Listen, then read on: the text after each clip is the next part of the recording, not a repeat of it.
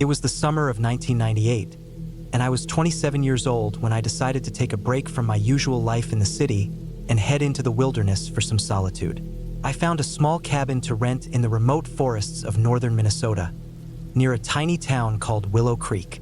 The cabin was tucked deep in the woods, far from any neighbors or roads. The only way to get there was by a rough dirt trail that twisted through thick pine trees and patches of wild blueberry bushes. The idea was to spend a full 2 weeks alone, away from work, phones, and people, just me and the silence of the forest. I had been working non-stop for months at a small software company in Minneapolis, stuck in front of a computer all day, and the stress was getting to me. The city noise, the crowded subway, the endless meetings, it all felt suffocating. I needed to breathe, to clear my head, and to find something real. I wanted to be away from everything for a while, just living simply, cooking over a fire, reading and hiking. The cabin itself was old but sturdy. Built in the early 1960s, it was a single-story wooden structure with faded green paint peeling off the walls. It sat beside a small lake called Mirror Lake, named so because the water was usually so still it reflected the sky perfectly.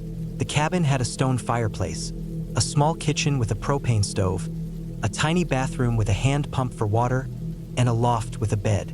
There was no electricity, no running water except for the lake and a hand pump well outside. It was basic, but it had everything I needed. The first day I arrived, I felt a rush of excitement mixed with unease. I parked my old blue Toyota near the trailhead and hauled my backpack and a heavy cooler filled with food down the path to the cabin. The forest was thick with tall spruce and pine trees. The air smelled like earth and resin, and the ground was soft with pine needles. Birds chirped overhead, and I spotted a couple of squirrels darting between the branches. When I reached the cabin, I set down my gear and took a long look around. The lake stretched out in front of me, calm and clear, surrounded by the dense forest. There were no sounds of cars or planes, just the gentle lapping of water against the shore and the occasional call of a loon somewhere far away. I opened the cabin door, and the smell of old wood mixed with faint mildew hit me. Dust particles floated in the sunlight coming through the windows. Inside, the cabin was cold and quiet. I went straight to the fireplace and stacked some dry logs from a nearby pile. I lit a fire and watched the flames crackle and pop, feeling a little better already. I unpacked my food, mostly canned beans, rice, dried fruit, and some fresh vegetables I bought from the last town I passed through. I boiled water on the stove for coffee and settled down in a wooden chair by the window. That first night, I lay in the loft bed under a thick wool blanket. The silence was intense. Without city noise to mask the sounds, every rustle of leaves, every creak of wood, and every bird call felt amplified. At times, I thought I heard footsteps outside the cabin, but when I looked, there was nothing but shadows cast by moonlight filtering through the trees. The next morning, I woke early and went to the lake. The water was icy cold when I dipped my hands in, but refreshing. I rinsed my face and drank some fresh water from the well pump outside. The day was clear and warm, with a gentle breeze moving the tops of the trees. I spent the day hiking along the shore, finding wild berries, and marking trails on a map I brought. Over the next few days, I settled into a routine. I woke with the sun, cooked simple meals over the fire, read old paperbacks I brought, and spent hours walking through the woods or sitting by the lake. I felt a calm I hadn't known in years. The forest was alive in its quiet way. Birds built nests, insects buzzed, and the wind whispered through the branches. But as the days went on, I began to notice small things that unsettled me. The first was the footprints. One morning after a rainstorm, I saw strange footprints in the mud near the lake shore. Not mine. They looked like boots but older, worn down, as if someone had walked there recently. The prints led from the trees to the water and then disappeared. I checked my map, trying to figure out if there were any other cabins or houses nearby. According to the map, no one else was supposed to be close. The nearest town was miles away, and no trails led directly here except the one I came down. Still, I felt like I wasn't alone. The next evening, I was sitting by the fire when I heard a branch snap not far from the cabin. My heart jumped, and I sat very still, listening. There was a faint rustling in the bushes, then silence. I told myself it was just an animal, maybe a deer or a raccoon, but the feeling of being watched stayed with me. I started to notice odd things inside the cabin too. One morning, my coffee cup was in a different spot than I remembered leaving it. A small tool I had put on the table was missing for a few hours and then found on the floor. Nothing seemed to be damaged or broken, just little signs that someone or something had been moving around when I wasn't paying attention. By the 6th day, I felt nervous enough to keep a large kitchen knife close to me at all times. I also started locking the cabin door, even though I didn't know who I was locking out. My phone had no signal, so I couldn't call for help or check messages. I thought about leaving, but a part of me was stubborn. I wanted to prove I could handle this alone. On the 7th day, the unease grew. I woke before dawn and noticed fresh footprints in the soft ground near the cabin's back door. They were bigger than mine, and they led into the woods, then stopped abruptly. I spent the day watching the edge of the forest from the cabin window, but I didn't see anyone. That night, I didn't sleep well. The wind picked up, and the trees groaned and rattled in the darkness. Around 2 a.m., I was jolted awake by a loud bang against the cabin wall. It sounded like something heavy hitting the wood. I froze, listening. Silence. I grabbed the knife and moved cautiously toward the door, trying to keep quiet. Outside, the forest was pitch black except for a faint glow from the stars. I looked around but saw nothing. The smell of damp earth and pine was thick. I stayed by the door for a long time, waiting, but no more sounds came. Eventually, I went back to bed but couldn't shake the feeling that someone was out there, watching. The next day, I found fresh footprints again. This time, they led to the lake's edge and then followed the shoreline, disappearing into the trees on the other side. I tried not to panic, but my hands shook as I gathered my things. I made a decision to leave the cabin the following morning. That night, I barely slept. I kept the fire low and the knife within reach. Around midnight, I heard movement outside, slow, deliberate steps circling the cabin. I pressed myself against the wall opposite the door and tried to control my breathing. The steps stopped suddenly, then a faint scraping sound, like someone dragging something across the ground. Then silence again. I stayed awake until dawn, watching the pale light spread through the trees. When the sun finally rose, I packed everything quickly, double-checked the locks, and headed back down the trail to my car. The forest felt colder and less welcoming as I walked away. When I reached the trailhead, I locked the car doors and sat inside, breathing heavily. Back in the city, the feeling of safety returned slowly. I told myself it was probably a local hunter or a camper who didn't mean any harm. Maybe they were curious or lost. There were reports of strange men lurking around cabins in the area, but nothing ever proven. I never went back to that cabin. But sometimes, at night, when the city noise fades, I think about those footsteps in the mud and the eyes I never saw but felt watching me. And I remember that in the quiet woods, far from everything, you aren't always alone, and sometimes the scariest things are the ones you don't see.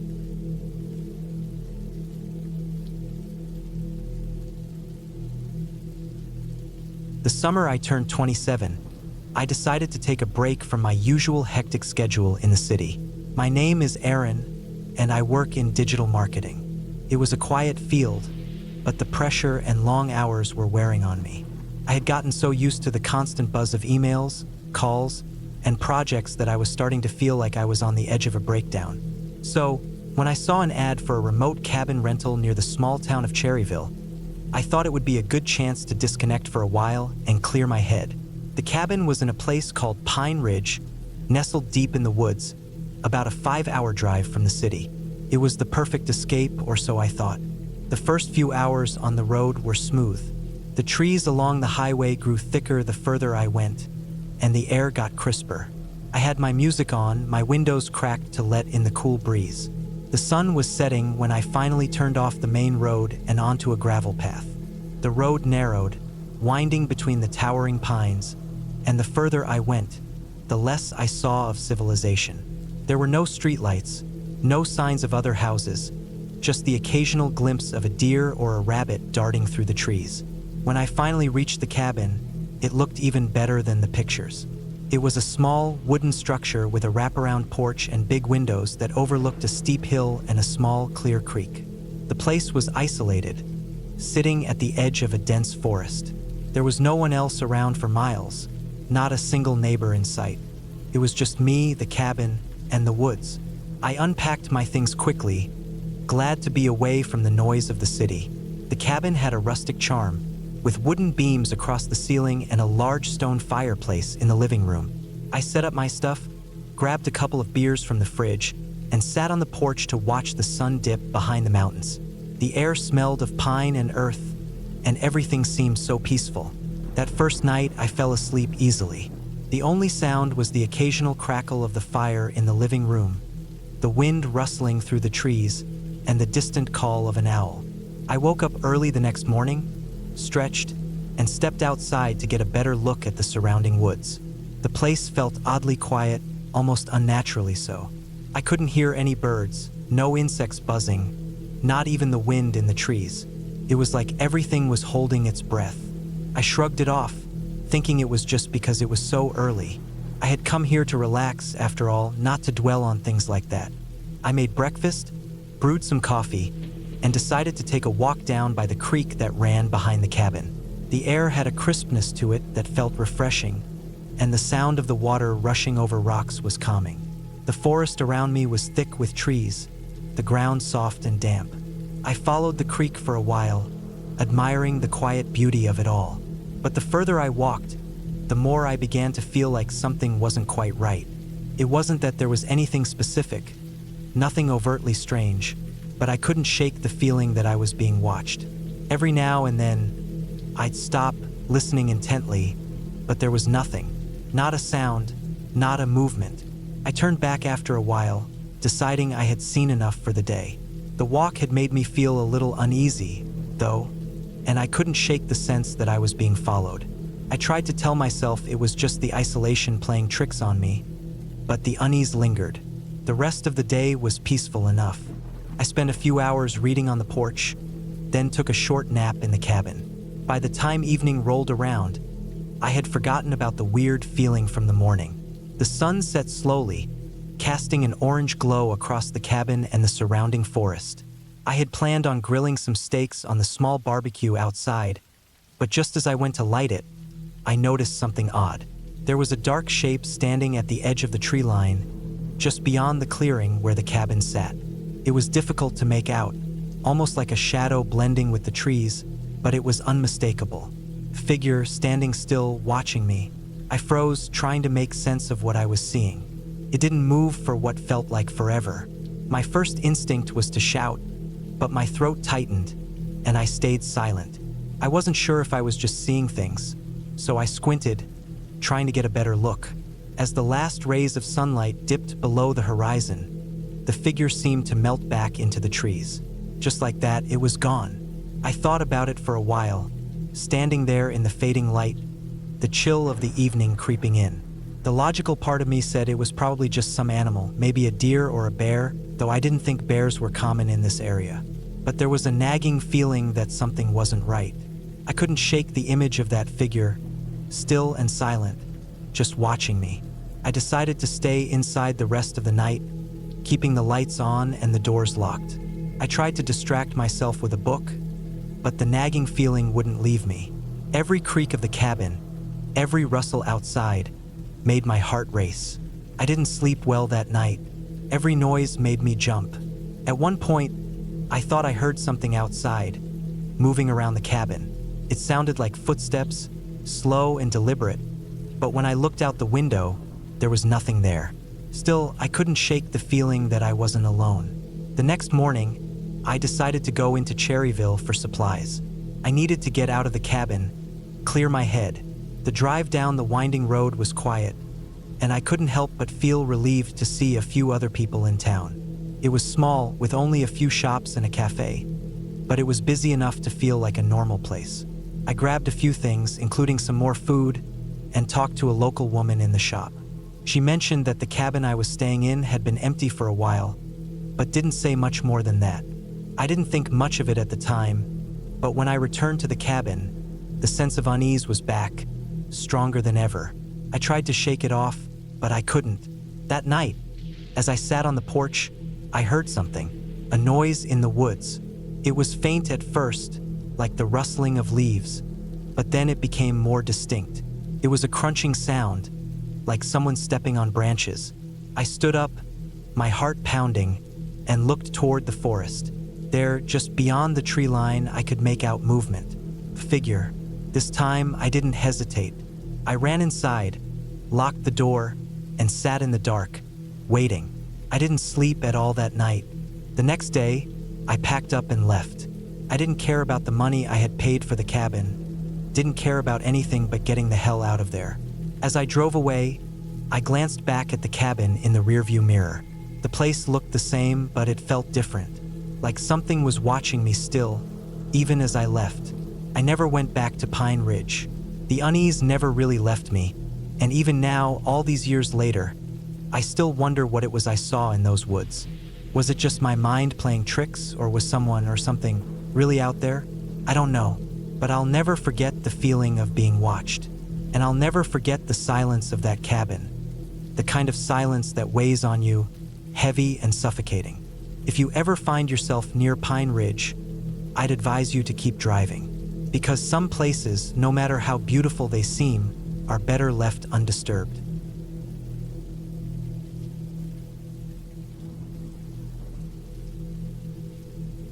It was September of 2018 when I decided to take a short solo camping trip in northern Arizona, near the Coconino National Forest. I was 32 at the time, living alone in Flagstaff and between jobs. I'd just left a stressful position in Phoenix and moved back to where I'd grown up, hoping to reset a little and figure out what I wanted next. I wasn't really looking for some big life-changing moment out there.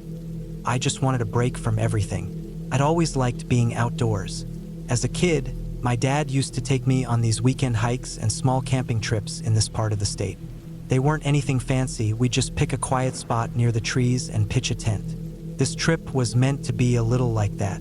Simple, quiet, maybe just 2 nights out there, no distractions. I packed the usual things: a tent, sleeping bag, a small gas stove, food that wouldn't spoil, a good knife, flashlight, water bottles, and a large jug for backup. I also had a satellite phone just in case. I wasn't dumb about safety. The spot I picked was off a forest road that ran about 10 miles into the woods from the nearest highway. There were no marked campsites, but I'd found a clearing on a topographical map that looked flat enough to camp. It sat just above a dry creek bed, surrounded by a mix of pine and oak. I drove in on a Wednesday morning, early enough that the road was still shaded by the trees. The dirt path was rough, but my old Tacoma handled it fine. I parked maybe 100 feet from the clearing and walked the rest of the way in with my gear. Felt peaceful. The sun was filtering through the branches, and there was a slight breeze. I could hear the occasional bird and the rustle of small animals in the brush. I set up my tent near the edge of the clearing where the ground was soft but not sloped. After that, I collected some dry wood and set a ring of stones for a small fire, even though I didn't plan to keep it going long. The rest of the day passed slowly. I walked a bit, followed the dry creek bed for a few hundred yards, then circled back when it got too dense with brush. That night was uneventful. I made some pasta over the gas stove and sat by the fire with a headlamp on, reading. I fell asleep sometime around 10, the kind of deep sleep you get after breathing fresh air all day. I didn't wake up until after sunrise. The second day, I went exploring. I took a small backpack, filled it with water and a couple of snacks, and followed a narrow game trail that led east. It looked like deer had used it recently. The trail cut across some low hills and wound through thick clusters of trees. I kept track of my direction with a compass and marked a few trees with a knife so I could find my way back. It wasn't about going far, just far enough to stretch my legs and see something new. I saw some elk droppings and a set of coyote prints, but nothing that made me nervous. I stopped at a ridge around midday, ate a protein bar, then turned back. I was back at camp by 3 in the afternoon. That's when I first noticed something that felt off. My backpack, one I'd left on a stump near the tent, had been moved. Not stolen, just moved maybe 2 or 3 feet from where I'd left it. At first I figured maybe I'd left it like that and didn't remember, but I wasn't the kind of person to toss my gear around. I was careful, especially alone. Still, it wasn't ripped or emptied, so I brushed it off. That night, I didn't sleep as well. I kept hearing noises, which is normal in the forest. Twigs snapping, small rustlings. But this was different. It sounded like something heavier than a squirrel or rabbit. A couple times I sat up in my sleeping bag and just listened. Nothing clear, but I could feel the tension in my neck. Once I unzipped the tent quietly and scanned around with my flashlight. I didn't see anything but trees and brush. No glowing eyes, no movement. The next morning, I was tired and decided I'd pack up and head home early. One night of poor sleep was fine, but I didn't want to push it. I boiled some water for coffee and started packing slowly. That's when I found the footprints. They were faint but clear enough. Not animal, human. Someone had walked around the backside of my tent, stepping in a curved path as if circling. The prints were about the same size as mine, maybe a little bigger, and one of them had a distinct notch in the heel, like a boot with worn-out tread. They weren't mine. I'd been careful to step only in a direct line in and out of camp, and I hadn't walked that close to the rear of the tent. I stared at them for a long time. Now I felt it, the tight pull in my gut, the sense that I hadn't been as alone as I thought. I hadn't seen another person since I left the main road, and this was miles from any trailhead. Whoever had come through hadn't made any noise, hadn't touched anything else, hadn't left a note or sign. They just circled, watching. I packed faster. Tent, gear, food, everything went into the truck in under 20 minutes. I didn't eat breakfast. I just got behind the wheel and drove out. My eyes were on the mirrors the whole time, scanning the trees. I never saw anyone. No vehicles, no hikers, nothing. I got home by noon and took the longest shower I'd had in a while. I felt safe again in my apartment, but the unease didn't go away. That night, I double-checked every lock on my doors and windows. 2 weeks passed. I didn't tell anyone about the prints. I wasn't sure what to say. Maybe it was a hunter. Maybe someone passing through. I kept trying to explain it to myself like that. But then something happened that took the situation from strange to dangerous. One afternoon, I got a knock at my door. I wasn't expecting anyone. I looked through the peephole and saw a man I didn't recognize. Mid-40s, pale, wearing a dark ball cap. His clothes looked worn and dusty. He wasn't holding anything, just standing there. He didn't ring the bell. He didn't say anything. I watched him for maybe 30 seconds. He didn't move, didn't knock again. I stayed quiet. Eventually, he turned and walked away. I waited another 10 minutes before I opened the blinds. He was gone. That's when I started checking my truck more carefully. Every day after work, I'd look under it, inside it, just to be sure. I even installed a dash cam, thinking maybe I was just being paranoid. I also started going to the gym instead of hiking. It was just a phase, I told myself. I'd go back out eventually, just not yet. A month later, I got a call from a sheriff's deputy. They found a campsite in the woods, less than a mile from where I'd stayed. It had been abandoned, but it looked like someone had been living there for weeks, maybe months. There were tarps, food wrappers, a broken rifle, and a journal filled with odd, fragmented entries. Most of it was unreadable, water-damaged. No ID, no signs of who had been there.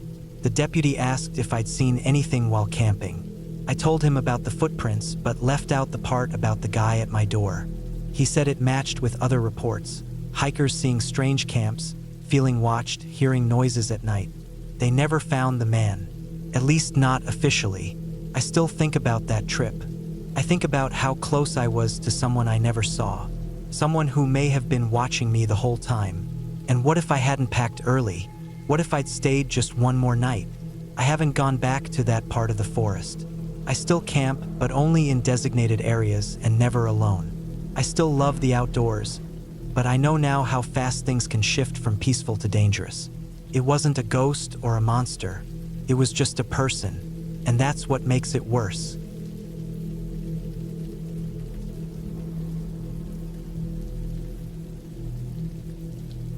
I went camping alone in the summer of 2017, up near a quiet stretch of woods just outside of Glidden, Wisconsin. I was 27 back then, living in Eau Claire, working full-time at a small roofing company.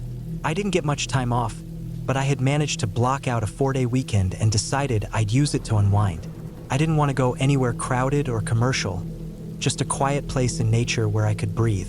I didn't want to deal with anyone. I didn't even tell my coworkers or friends exactly where I'd be. I just said I was heading north, which I thought was enough. I had done a lot of hiking and camping before, so I figured I'd be fine. I picked a spot I'd read about in an old hiking forum, a little clearing about 3 miles off a decommissioned logging road. It didn't have a name. I found it by cross-referencing a bunch of maps and satellite images.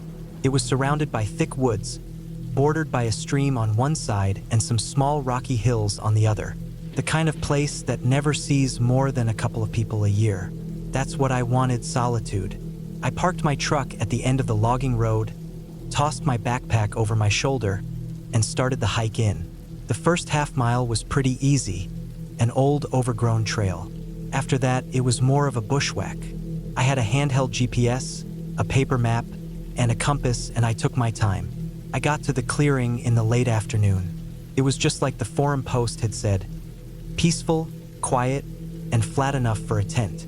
There were no signs of recent visitors, no footprints, no trash, no cut branches. Just me and the woods. I set up my tent under a cluster of pines, about 20 yards from the stream.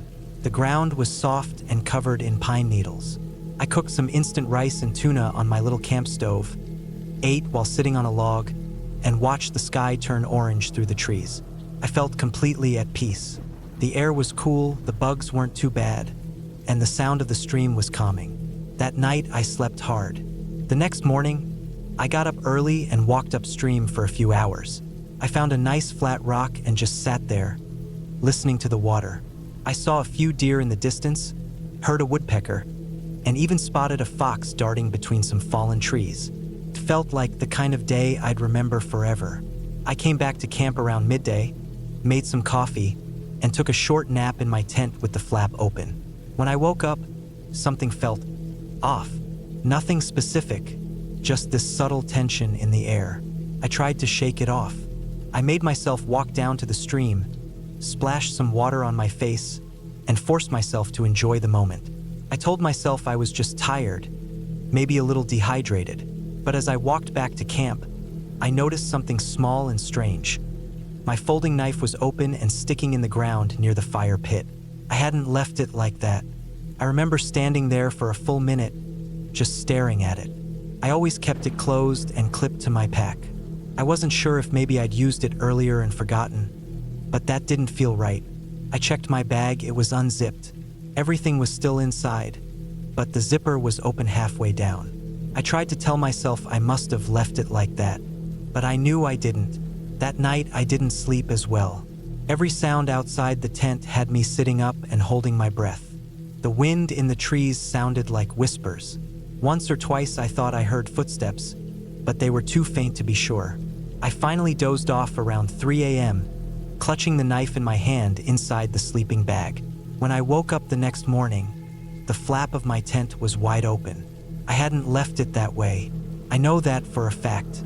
I had zipped it shut from the inside. My boots were sitting outside, side by side, but turned around, like someone had taken them off and placed them backward. That did not happen by accident. I packed up fast. I didn't cook breakfast. I stuffed everything into my pack, grabbed my water bottle, and took off down the same path I came in on. My heart was racing. Every crack of a branch or rustle of leaves had me spinning around. I kept thinking I'd see someone following me, but I never did. I got back to my truck by early afternoon. The gravel near the wheels was disturbed more than I remembered. A few pine needles had been caught under the windshield wipers. My gut was screaming that someone had been there while I was gone. I started the engine, locked the doors, and drove out of there without stopping once. I should have gone home, but I didn't. I drove into Glidden and booked a cheap room at a rundown roadside motel. I needed to be around people. I took the longest shower I've ever taken and sat on the bed for hours, just trying to sort through everything. I didn't feel right. Not sick exactly, just off, like I'd been watched for days. That night, I kept the lights on and barely slept. Around 2 a.m., I thought I heard a soft knock on the door. Just once. I froze. I didn't move, didn't breathe. I waited for it to happen again. Didn't. I stayed up until the sun came up. When I left that motel the next morning, I drove straight to a sporting goods store and bought a trail cam. I drove all the way back to the edge of the logging road. I couldn't bring myself to hike back in, but I left the camera on a tree near where I'd parked the first time. I angled it toward the trailhead and set it to record motion-triggered clips. 2 weeks later, I drove back up to get it. The camera was still there. It hadn't been touched. I took it home and went through the footage. Most of it was just squirrels, birds, and branches swaying in the wind. But there was one clip that made my stomach turn cold. It was from the third night I'd been out there. Around 1:47 a.m., a man walked past the camera. He wasn't carrying a flashlight. He moved slow, quiet. He wore dark clothes, baggy enough to hide his shape, and a hood pulled over his head. He walked with a limp. He never looked at the camera, just walked across the frame, then vanished into the woods. It was only a few seconds, but it felt like an hour. I called the county sheriff's office. I didn't know what I expected them to do. They said they'd look into it, but didn't sound too concerned. Said it was probably some hunter or local who wandered through. But that didn't explain my knife, or the open tent, or the way my boots had been turned around, or the knock at the motel. I didn't go camping again that year, or the year after that. I sold my tent, stove, and most of my gear. I started checking the locks on my doors 3, 4, sometimes 5 times a night. For a while, I thought I saw that same man in crowds or across the street. Just quick flashes of someone who looked similar. It always turned out to be someone else, but it messed with my head. That took me almost 3 years to go out again. And when I did, I didn't go alone. I went with 2 friends, both armed, and we stayed in a public campsite with other people around. I still don't like sleeping outside. Not really. I don't think I'll ever camp alone again. Whatever happened out there in those woods, it wasn't a bear or a trick of the mind. It was someone who had been watching me, someone who waited until I fell asleep, someone who got close enough to unzip my tent and stand over me. And the scariest part is that they didn't take anything. They didn't hurt me. They didn't leave a note or make a noise. They just let me know they were there.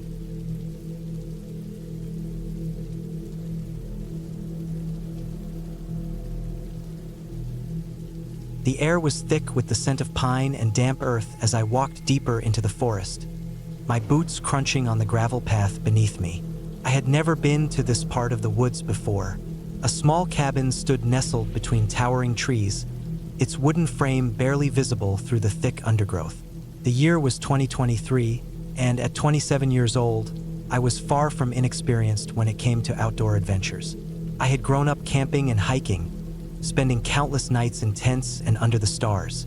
But this cabin, perched on a remote hillside, seemed different. Something about it tugged at the back of my mind, though I couldn't place it. The plan was simple. I needed a weekend to escape, a weekend away from the constant noise of my daily life. Work, city traffic, social obligations, all of it. When I stumbled upon this cabin on an old camping website, I figured it would be perfect. A cozy little retreat in the middle of nowhere, far from any distractions. The owner had listed it as a rustic escape, something out of the ordinary, but the reviews were good, and I was all for a bit of quiet solitude. The cabin came into view as I rounded a bend in the path. It was smaller than I had expected, but charming. The wooden walls were weathered, the roof slanted steeply down to the sides, and the chimney poked out like a crooked finger against the gray sky. There were no other buildings in sight, no sign of other people for miles, just the deep forest surrounding it. I stepped up onto the porch, the wooden planks creaking under my weight, and turned the rusty doorknob. The cabin smelled of pine, old wood, and dust. It was as though it had been waiting for someone to come. A small wooden table with 2 chairs sat in the center of the room, a faded rug beneath it. The kitchen was to the right, with a cast-iron stove and an old-fashioned sink. There was a tiny wood-burning stove in the corner, with a stack of firewood next to it. The furnishings were simple, nothing extravagant, but it felt homey in a way. I set my backpack down on one of the chairs and made my way to the window. From here, the view was spectacular. The forest stretched out for miles, and beyond that, jagged mountains rose, their peaks shrouded in mist. It was perfect, the kind of place I had been craving. I felt a sense of peace wash over me, the weight of the world lifting off my shoulders. I set about unpacking, organizing my things, making sure everything was in its place. I planned to stay here for 2 nights. I didn't intend to do much, just read, relax, and maybe do a little bit of hiking around the area. That evening, as the sun dipped below the horizon and the sky turned orange, I decided to take a walk around the cabin. The forest felt alive with the sounds of evening creatures, crickets chirping, leaves rustling in the wind, the occasional snap of a twig. But there was something else, a distant noise. It was faint at first, almost inaudible, but it was there. A low thudding sound, like something heavy hitting the ground. I stopped in my tracks, listening intently. The sound came again, and this time it was closer. I shook it off as a deer or some other forest animal, but the feeling of unease lingered. I had been in forests like this before, but never one so isolated. It was unsettling, in a way I couldn't fully explain. The cabin felt so distant from everything, like it was forgotten by the world, tucked away in the farthest reaches of the woods. I decided it was best to head back inside, where it felt safer. The moment I stepped back onto the porch, I heard the noise again, a sharp thud, then silence. It was coming from the woods, somewhere off to the left, just beyond the trees. I couldn't see anything, but I didn't want to go investigating, not when the forest was so thick and the darkness was creeping in. Inside the cabin, I stoked the fire, the warmth from the crackling logs filling the room. I made a cup of tea and sat by the window, watching the night settle in. The silence outside seemed to grow deeper, and that's when I noticed it. The wind had stopped. No rustling leaves, no creaking branches, just a stillness that felt almost unnatural. I tried to shake off the feeling, telling myself it was just my imagination playing tricks on me. That night, I slept fitfully. The bed was comfortable enough, but every creak of the house, every snap of wood in the fire, kept me awake. At one point, I thought I heard footsteps outside, slow, deliberate steps that moved around the cabin. My heart raced, but when I peeked out the window, I saw nothing but darkness and the outline of trees. The next morning, I tried to convince myself it was just the isolation getting to me. I woke early and made breakfast, determined to enjoy my time here. I headed out for a hike up the nearby hill, eager to explore the area. The forest was beautiful in the daylight, the trees tall and imposing, their trunks covered in moss. The sun filtered through the branches, casting dappled light on the ground. I tried to focus on the beauty of it all, but the sense of being watched lingered, just at the edge of my awareness. It wasn't until I reached the top of the hill that I found it. An old, rusted hunting stand, its metal frame half hidden by overgrown vines and branches. I approached cautiously, peering up through the gaps in the trees. It looked ancient, as if no one had used it in years. The wood was rotting, the metal oxidized. But what caught my eye was something unexpected. A small pile of what appeared to be animal bones scattered near the base of the stand. I crouched down to examine them. The bones were bleached white, old and brittle, as though they had been there for a long time. There was no sign of any recent animal remains, just these bones, lying in the dirt. A chill ran down my spine. Why would someone leave bones here, in the middle of the woods, far from any other human presence? My mind began to race, but I forced myself to leave the hunting stand behind and head back to the cabin. The afternoon passed without incident, and I began to feel a sense of calm returning to my body. I made dinner, read for a while, and then went to bed. But once again, sleep eluded me. Every sound seemed amplified in the silence of the cabin. The wind had picked up again, howling through the trees, and I thought I heard something scratching at the window, but when I looked, there was nothing there. It was just after midnight when I was jolted awake by a loud bang. My heart skipped a beat, and I froze, listening. The noise came from outside, a heavy thud against the cabin wall. I grabbed the flashlight from the table beside the bed and crept toward the window. I could see nothing in the darkness beyond the glass, but I heard it again. Thud, thud, thud. My pulse raced. I had no idea what it was, but it was definitely coming from the direction of the woods, just beyond the porch. For a moment, I considered packing up and leaving, but I didn't want to overreact. It was probably just an animal, I told myself. Maybe a bear or something large hitting the cabin out of curiosity. But there was an instinct inside me telling me to stay quiet, to stay still. I sat up, listening. The thudding continued for what felt like an eternity, then suddenly stopped. Complete silence returned, and I let out a breath I hadn't realized I was holding. But that wasn't the end of it. A new sound filled the air, footsteps, slow and deliberate, crunching over the gravel path. They stopped at the porch and I held my breath, my hands trembling. Whoever or whatever was out there was close now. I could hear them shifting, moving, and then a soft knocking sound on the door. I didn't move. I didn't breathe. I was paralyzed with fear. Then, just as suddenly as it had started, the sound stopped. The porch was quiet again, and the air felt thick with tension. I waited for what seemed like hours, but nothing happened. I had no idea if whoever had been out there was still around. I couldn't even bring myself to check the door. The thought of opening it and finding something out there in the dark made my blood run cold. By morning, I was exhausted. My nerves were frayed, my sleep disturbed by the events of the night. I knew I couldn't stay any longer, not after what had happened. I packed my things quickly, making sure I didn't forget anything. As I walked out the door and down the porch steps, I glanced at the woods one last time. The silence was back, but it was different now. It wasn't peaceful. It felt ominous, like the forest was holding its breath. I didn't look back as I left the cabin behind, walking quickly down the path that would take me back to my car. The drive home felt longer than it had any right to be, the road stretching out in front of me as if I were being pulled away from something I couldn't fully understand. As I turned the corner and the cabin disappeared from view, I couldn't shake the feeling that I had just narrowly escaped something. I didn't know what it was, but I knew I'd never go back there.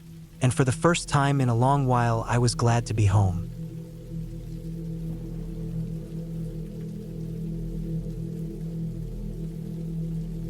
It was supposed to be a simple weekend getaway. Just me, the woods, and the sound of silence. That's what I was looking for. A little break from everything. No work, no distractions, just time to relax and recharge. I didn't expect anything to go wrong. I thought it would be one of those peaceful, easygoing camping trips you read about, the kind where you sit by the fire at night, watch the stars, and sleep like a rock. It was the end of September, and the weather was perfect. Cool but not cold, clear skies, with just a light breeze rustling through the trees. I had everything packed.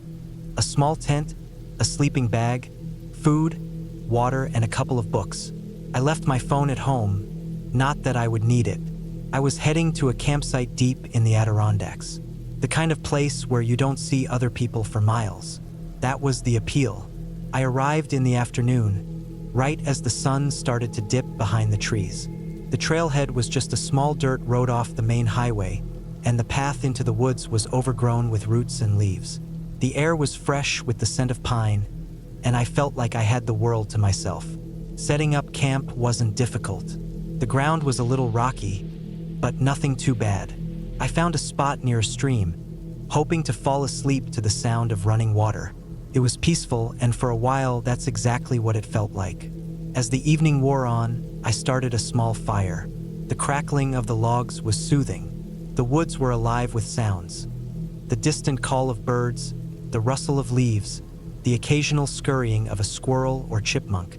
There was nothing out of the ordinary, nothing to suggest that something might go wrong. I ate a quick dinner, nothing fancy, just some canned beans and a sandwich. I hadn't bothered with a full meal, since the idea was to keep things simple. The fire flickered in front of me, casting long shadows on the trees. I sat back, watching the embers float up into the dark sky, the only light for miles. It wasn't until the darkness settled completely that I started to feel uneasy. The silence was almost too much. The wind had died down, and everything around me was still. I could hear the water in the stream, but the usual noises of the woods, crickets, rustling leaves, Even the occasional owl had stopped. I brushed it off, telling myself it was just the nature of the place. Maybe the animals had gone into their dens for the night. Still, I couldn't shake the feeling that something was wrong. It was a gut feeling, the kind that doesn't have a clear reason but makes you feel like you're being watched. I thought about it for a moment, then decided to go to bed. Maybe I was just tired. I climbed into my tent, zipped up the flap, and tried to get some rest. But the feeling didn't go away. It was like the air had thickened, and the usual comfort of being in nature felt off.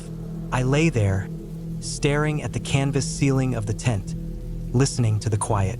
Around midnight, I woke up to a noise. It wasn't loud, but it was distinct. A crack, like a branch snapping underfoot. My heart rate picked up. I was about to dismiss it as an animal, maybe a deer or something, but it was too close, too controlled.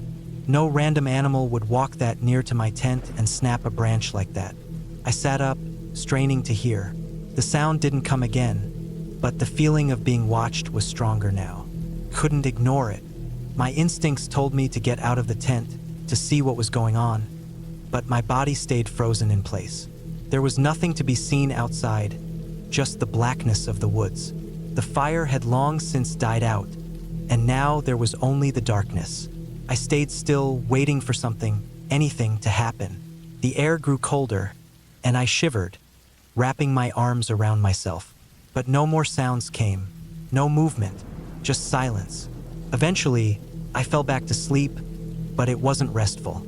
Every little noise made me jump, my eyes snapping open in the dark, heart hammering in my chest. The next morning, I woke up exhausted. The sun had barely risen, and the sky was streaked with orange and pink.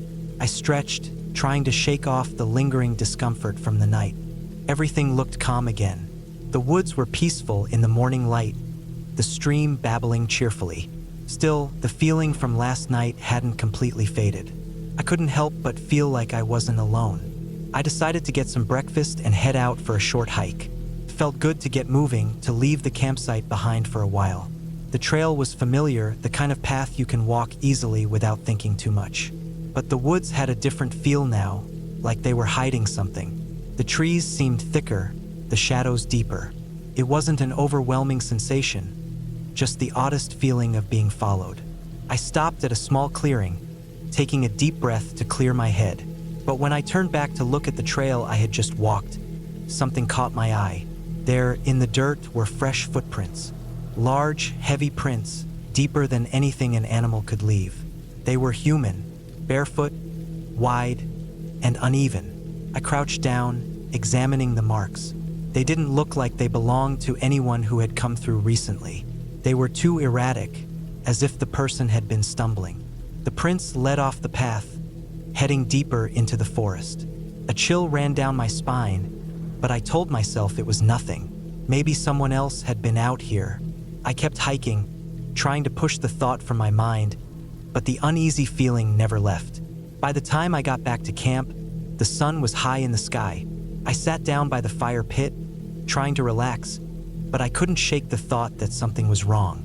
I decided to pack up and leave. I hadn't planned on staying another night anyway, and the strange events of the previous night combined with the footprints had shaken me. But as I began to gather my things, I noticed something that stopped me cold. The tent, which had been perfectly set up when I arrived, now looked different.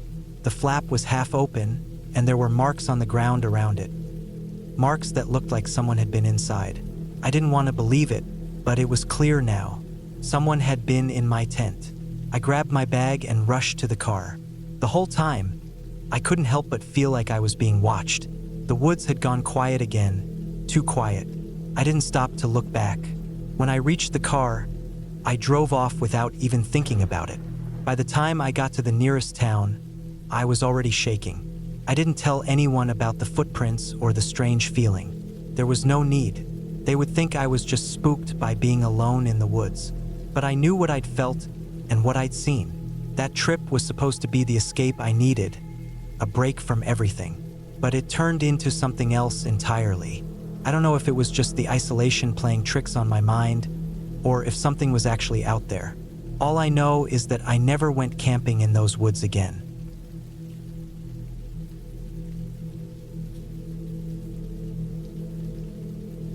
I took the trip in late September of 2022. The summer crowds had already thinned out, and the weather was starting to cool down in the hills around northern Idaho.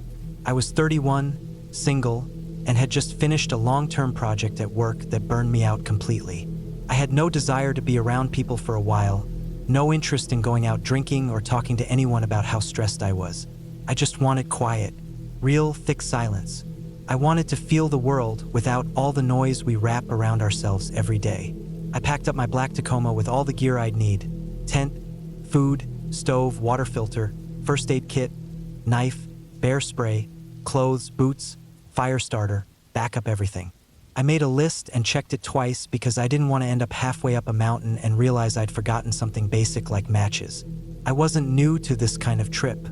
I'd done a lot of solo hiking and camping in my 20s, mostly in the Colorado backcountry.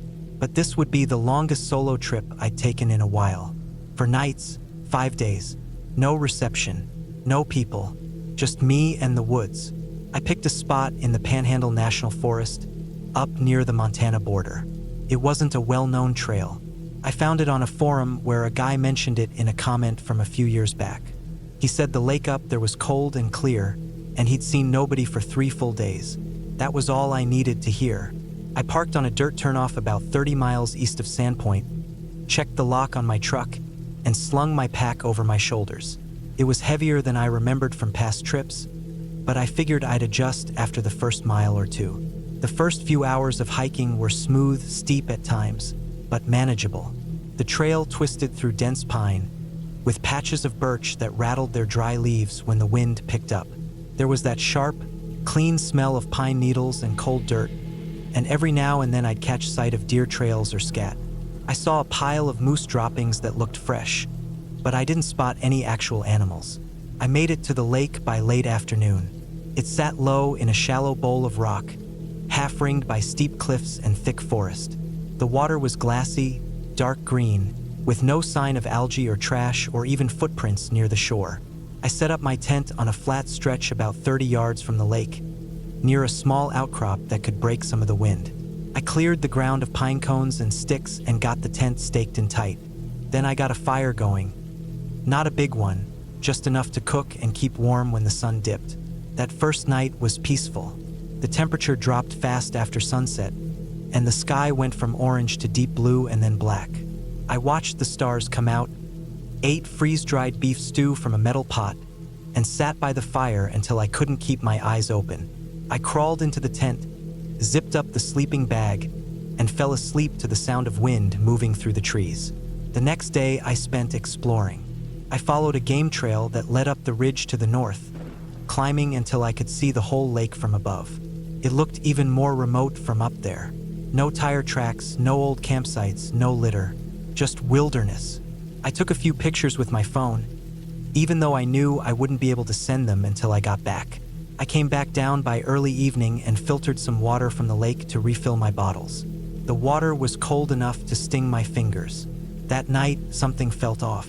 Not wrong, not dangerous, just off. It started when I was eating. I just finished a packet of chili mac when I heard something move in the trees behind me. Not the wind, not a squirrel. A solid, deliberate snap. A heavy footstep. I stayed completely still and listened. Nothing followed. I waited another 5 minutes, thinking maybe it was a deer that caught my scent. I slowly got up, grabbed my flashlight, and scanned the woods. I didn't see anything. That night, I had trouble sleeping. I kept waking up thinking I'd heard something. Twigs snapping, movement outside. But each time I unzipped the sleeping bag and sat up to listen, there was only silence. Thick, suffocating silence. The kind that gets inside your ears and makes you feel like you're hearing your own heartbeat. The third day was colder. I stayed close to camp, mostly chopping firewood from a deadfall I'd found and reinforcing the small fire pit with more rocks. Around mid-afternoon, I noticed something strange near the shoreline. On the rocks, about 20 feet from the water, was a long, thin strip of dark fabric. At first, I thought it was mine. Maybe something fell out of my pack, but when I picked it up, it wasn't mine. It looked like a sleeve torn from a jacket, black nylon with a Velcro strap and part of a zipper. It was dirty, but not decayed. not weather-worn. I stared at it for a while, trying to figure out how it got there. I walked the shoreline in both directions. No other signs of gear. No prints, no wrappers, no tools, no other clothes. Just that one sleeve. I took it back to camp and set it near the fire ring. I didn't want to keep it in the tent. That night was worse than the one before. I was nearly asleep when I heard something heavy walk through the brush. Closer this time. Definitely bipedal. I sat up fast and grabbed my flashlight, shining it toward the sound. But again, there was nothing. No eye shine, no movement, just silence after the footsteps stopped. I stayed up most of that night, sitting near the fire with the bear spray in my lap. Every 10 minutes I scanned the woods, shining the light into the trees, checking behind the rocks. I kept the fire going until sunrise. The next morning I made the decision to pack up. I didn't feel right staying another night. I didn't feel scared exactly, just on edge, like something wasn't adding up. I packed quickly and hiked out with more urgency than I had on the way in. I made it back to the truck in the early afternoon, locked the doors behind me, and drove out fast.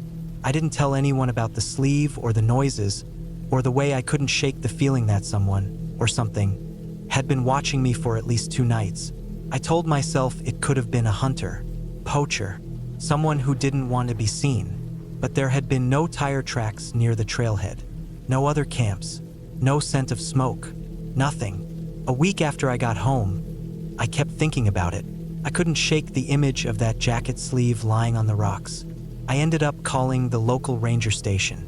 I told them where I'd camped and what I found, and I asked if anyone else had gone missing up there. The guy on the phone paused a second too long before saying no, nothing recent. He thanked me for the report and said they'd send someone to check it out. A few weeks later, I got curious and searched for missing persons cases in northern Idaho. I didn't expect to find anything, but one result made my stomach flip. A hiker named Derek Callahan had gone missing in September 2021, almost exactly a year before I went. His truck had been found parked near a small trailhead east of Sandpoint. He'd told his brother he was heading to a remote lake in the forest and planned to be out for 3 nights. They never found him. They searched the area for weeks, but no trace turned up. No gear, no camp, no body. The picture they used in the article showed Derek wearing a black nylon jacket. The same kind of jacket the sleeve had come from. I sat there staring at that photo, the hair on my arms standing up. I couldn't breathe for a few seconds. I felt cold. It wasn't just nerves. It was a deep, twisting fear that settled right in my chest. That place, those woods, that lake was where he disappeared, and I had camped in the same exact spot. I must have been only a few yards from where he'd set up. Maybe I was right on top of where he'd vanished. I didn't call the ranger station again. I didn't tell anyone else what I found. I didn't want to deal with the follow-up, the questions, the possibility that I'd brushed right up against something I shouldn't have. I haven't gone camping since. I still go on hikes, but only during the day and only on marked trails with cell reception. No more solo trips, no more remote spots. I gave away most of my gear a few months after I got back. Not because I was scared I'd see something again, but because I knew that if I ever heard those footsteps again out in the trees, I might not get the chance to leave next time. Whatever happened to Derek, it happened quietly, without a scream, without a sign. Just one man alone in the woods who never came back. I was lucky. I know that now, and I'm not interested in pushing my luck a second time.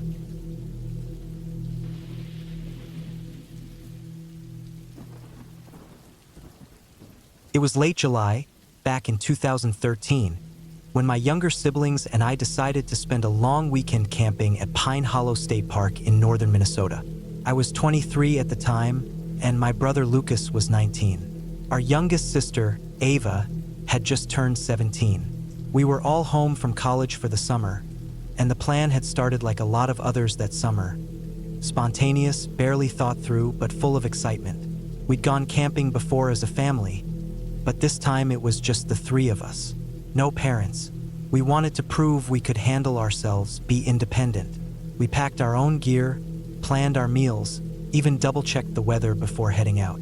The forecast called for some possible rain on Saturday night, but nothing serious. Highs in the 80s, lows in the 60s. Typical summer stuff. The park was about an hour and a half from our house, tucked along a wide, calm lake with hiking trails, a swim area, and about 24 drive-in campsites nestled in tall pines. We got there around 4 in the afternoon on a Friday. It was hot, humid, and buzzing with mosquitoes, the kind of thick summer air that clings to you and never quite lets go. Our campsite was right along a bend in the road, maybe 30 yards from the water. A few other campers were around, mostly families, a couple with RVs. I remember hearing laughter from one of the other sites. Kids throwing a football, parents setting up canopies, that sort of thing. We got to work setting up. Lucas handled the tent. It was one of those big 6-person domes we'd used a few times over the years, and Ava and I got the fire pit cleaned out and unpacked the coolers. We had everything: burgers, chips, soda, even some firewood in the trunk. For a while, it was perfect. We grilled out, walked down to the shore, watched the sunset ripple across the lake. The air cooled just enough to feel good, and when we finally zipped ourselves into the tent that night, the woods were quiet aside from the usual bugs and frogs. Saturday started easy. A lazy morning of breakfast burritos over the fire, then a hike up the bluff trail around noon. The sun beat down hard, but we didn't care. We were laughing, sweating, taking photos, and just enjoying being disconnected. None of us had much cell service, and that was part of the appeal. Around 4 p.m., some clouds started to build off to the west, big slow-moving ones with flat bottoms and rising towers. You could tell something was brewing, but there was no urgency. It was July. Storms happened all the time. Back at the site, we went for a swim and then dried off in the sun. Around 7 o'clock, a few other campers started packing things away. Chairs, canopies, that kind of thing. I figured they were just being cautious. We weren't too concerned. The forecast still didn't show anything major. Maybe a line of thunderstorms late at night. Still, we did tighten the rainfly and stake down the guy lines. I even put some extra rocks over the pegs just in case. By 8:30, the sun was down and the wind picked up.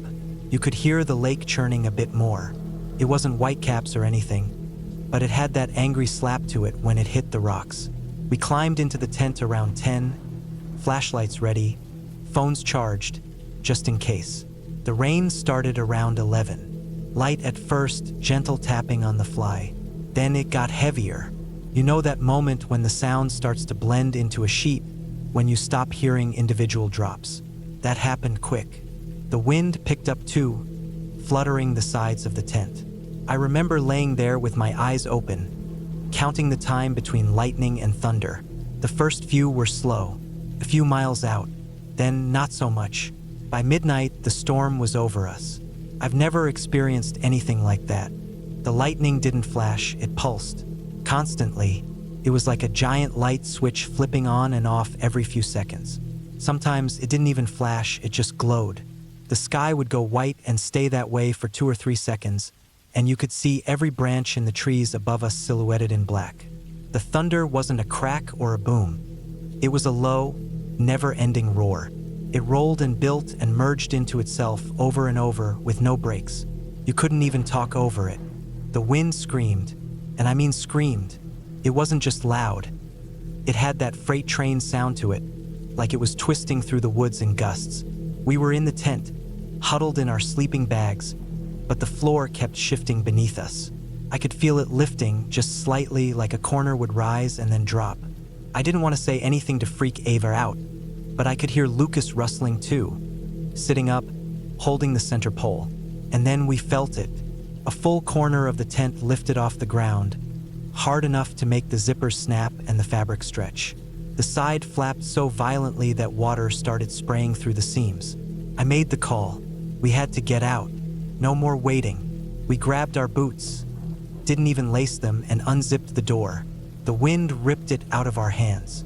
Rain hit like needles, horizontal, blinding. We held on to each other and sprinted toward the car, maybe 30 feet away, but it felt like half a mile. The flashlight barely worked in the downpour. The second we got to the car, Lucas yanked the door open, and we scrambled inside, soaked through. The car shook. I'm not exaggerating. It rocked side to side in the wind, like we were on a boat in a storm. Rain pounded the roof so loud we had to cover our ears. And then, through the smeared windshield, we watched our tent collapse. One of the poles snapped. The whole thing folded in half, blew sideways, and smacked into a nearby pine tree like it weighed nothing. We sat there for what felt like hours. Phones had no signal. The lightning lit everything up like it was noon. Over and over and over. You could see the lake. You could see the tree line. Every detail burned into your vision every 2 seconds. It never stopped. Not once. I didn't even think storms like that could exist. At one point, lightning hit the lake itself. A massive, blinding bolt that came straight down and hit the water maybe 100 yards from the shoreline. The sound hit less than a second later. We all jumped. That was the moment I decided we had to go. I turned the ignition and we pulled out. The dirt road was a river, water rushing in both directions, debris everywhere, branches, mud. At one point, a piece of someone's tarp flew across the road. The trees were bending sideways. It was all I could do to keep the car between the ditches. We drove in near silence, the wipers going full speed but barely making a difference. The road twisted up and out of the park and through backwoods highways until we finally made it to our grandpa's place. He lived about 20 minutes north on a little farm just off County Road 12. The lights were out, power gone, but the house stood solid. We let ourselves in with the spare key and found candles in a drawer. We didn't even dry off, just collapsed onto couches and chairs and passed out, still damp, still shaking. The next morning, the air was heavy, thick with humidity and that scorched earth smell storms leave behind. We got in the car and drove back to Pine Hollow. On the way there, we saw a few trees down. Some small, some massive, like they'd been pushed over with a bulldozer. When we got to the entrance of the campground, a ranger truck was parked sideways across the road. A sign was up, closed, storm damage, ***. We parked on the shoulder and walked in. No one stopped us. A few other campers were already doing the same. You could see the path the wind had taken. Whole branches ripped off and thrown 20 feet. Bits of tents wrapped in trees. Some campsites were untouched. Others looked like war zones. Our site wasn't as bad as I expected, but it was still a mess. The tent was still stuck in the tree. One of the poles had pierced the rainfly, and the rest was wrapped around the lower branches. We found the cooler on its side, but still closed. Food was waterlogged. Chairs were toppled. One of Ava's sneakers was 15 feet away, jammed into the mud. We picked up what we could, threw what was ruined into trash bags, and shoved the rest in the trunk. I looked for my sleeping bag for at least 20 minutes. Never found it. Not even a shred. I still think about that sometimes, where it ended up, how far it flew. As we were packing the last of it, another ranger truck came by. The guy inside stopped and told us the park would be closed for at least 2 days. He said a tornado had touched down somewhere near the far side of the lake. A small one, maybe EF0 or EF1, but still, trees down, paths blocked. We asked if it had hit overnight, and he said most likely. Said we were lucky. We left that morning. Didn't even stop for lunch. Just drove home, quiet. The car still smelled like wet nylon and campfire. That was over 10 years ago now, and I still haven't camped in a tent since. Not because I'm scared of storms, exactly. It's just that I've seen what wind can really do when it wants to. I've been in plenty of rain since then, but I've never seen lightning like that again. The kind that doesn't blink. It crawls through the clouds like veins and never goes out. The kind that makes you realize just how small your tent really is. How thin.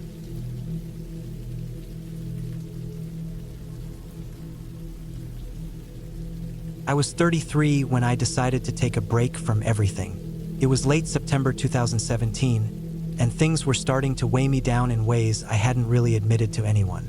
I worked long hours in a warehouse on the south side of Des Moines, and the night shifts had worn me thin. I wasn't sleeping well. I was getting these headaches that started around my temples and wouldn't let up until I was half blind from the pain. I wasn't seeing anyone. My phone barely rang, and I'd spend whole weekends sitting in a dark apartment pretending I was resting. I knew I needed to change something before I broke down completely. A guy I used to work with, Mark, told me about a cabin he stayed in once near the edge of Chippewa National Forest in northern Minnesota. He said it was quiet, remote, no neighbors, nothing around but trees and water. That sounded like exactly what I needed. I found it listed online. A small wooden place with a screened porch, wood-burning stove, and a small dock stretching out into a still lake. It was about a 4-hour drive north of Grand Rapids. I booked it for 12 days. I left early on a Monday, packed up my old Ford Focus with canned food, dry snacks, a few gallons of water, a folding knife, a flare gun, and a small generator. I brought a fishing rod, even though I didn't really know how to fish, and a stack of books I kept meaning to read.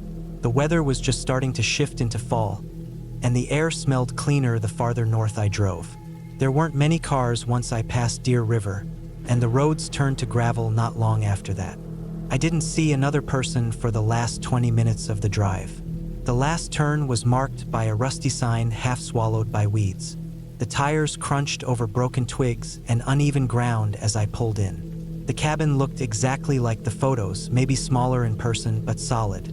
Weather-worn boards, a steep roof, 2 front steps leading to a sagging door.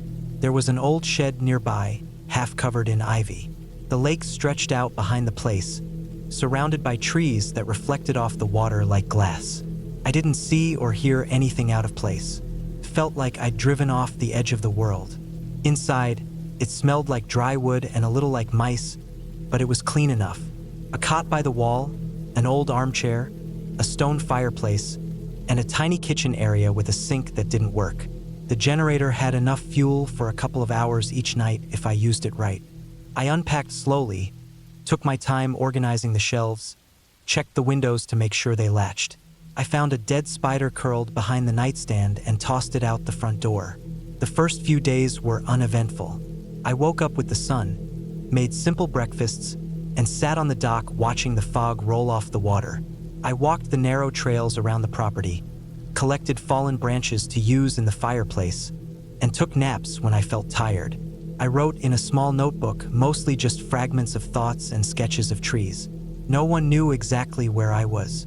I told my sister I was going to be up north for a while, but I didn't give her the exact address. I didn't want to be reached. I was on my 5th night when things started to feel off. I woke up around 3 in the morning. I don't remember what pulled me out of sleep. Maybe a sound, maybe a dream, but I was suddenly wide awake, and the room was freezing. The fire had died down to embers, and I could see my breath. I got up to throw a few logs in, and as I did, I glanced out the front window. The moon was low and bright, and I could clearly see the trail that led from the road to the cabin. And right there, just at the edge where the trees started, I saw something strange.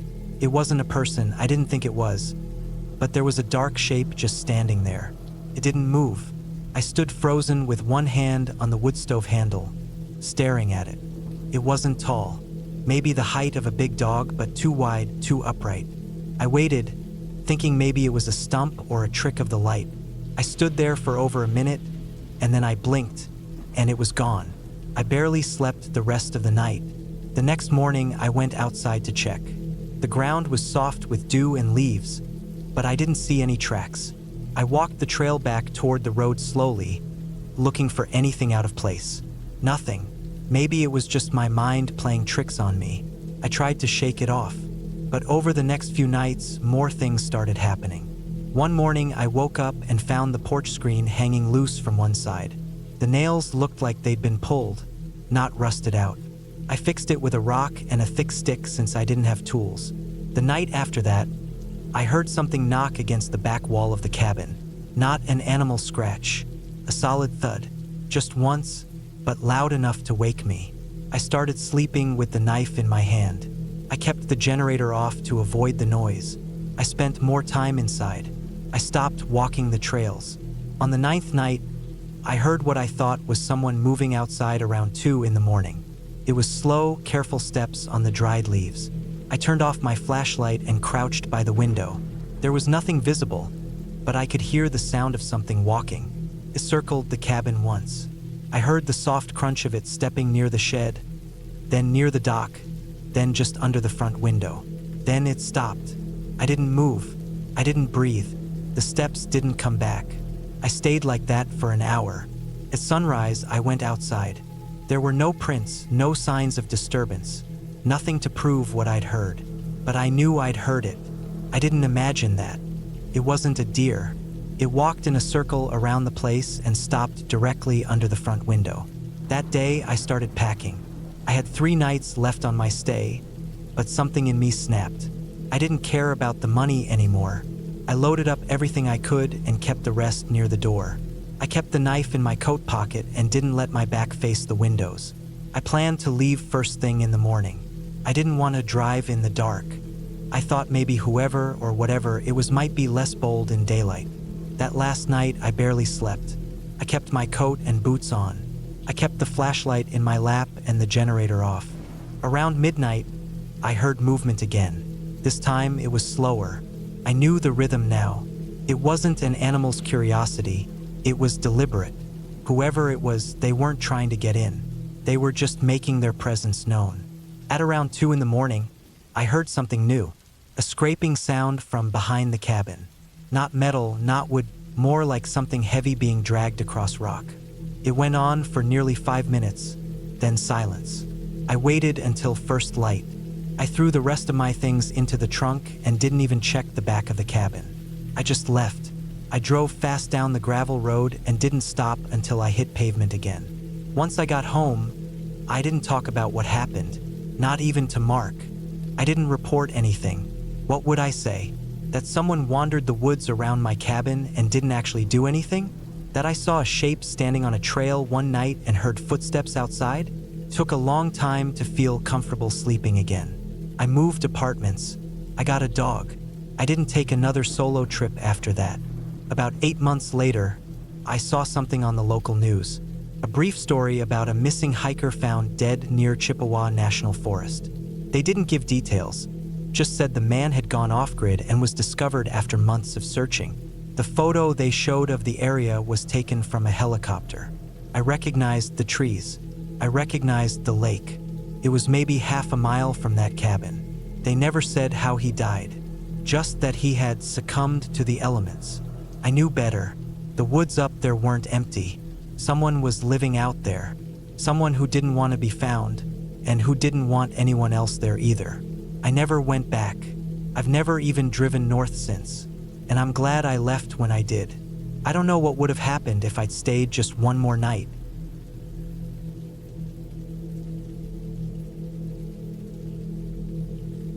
I didn't plan the trip very well, and I'll be the first to admit that.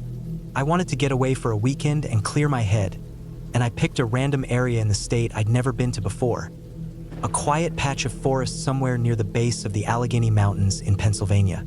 I don't remember the exact name of the trailhead, but I found it on a hiking forum, and it had just enough information to feel legit without looking touristy.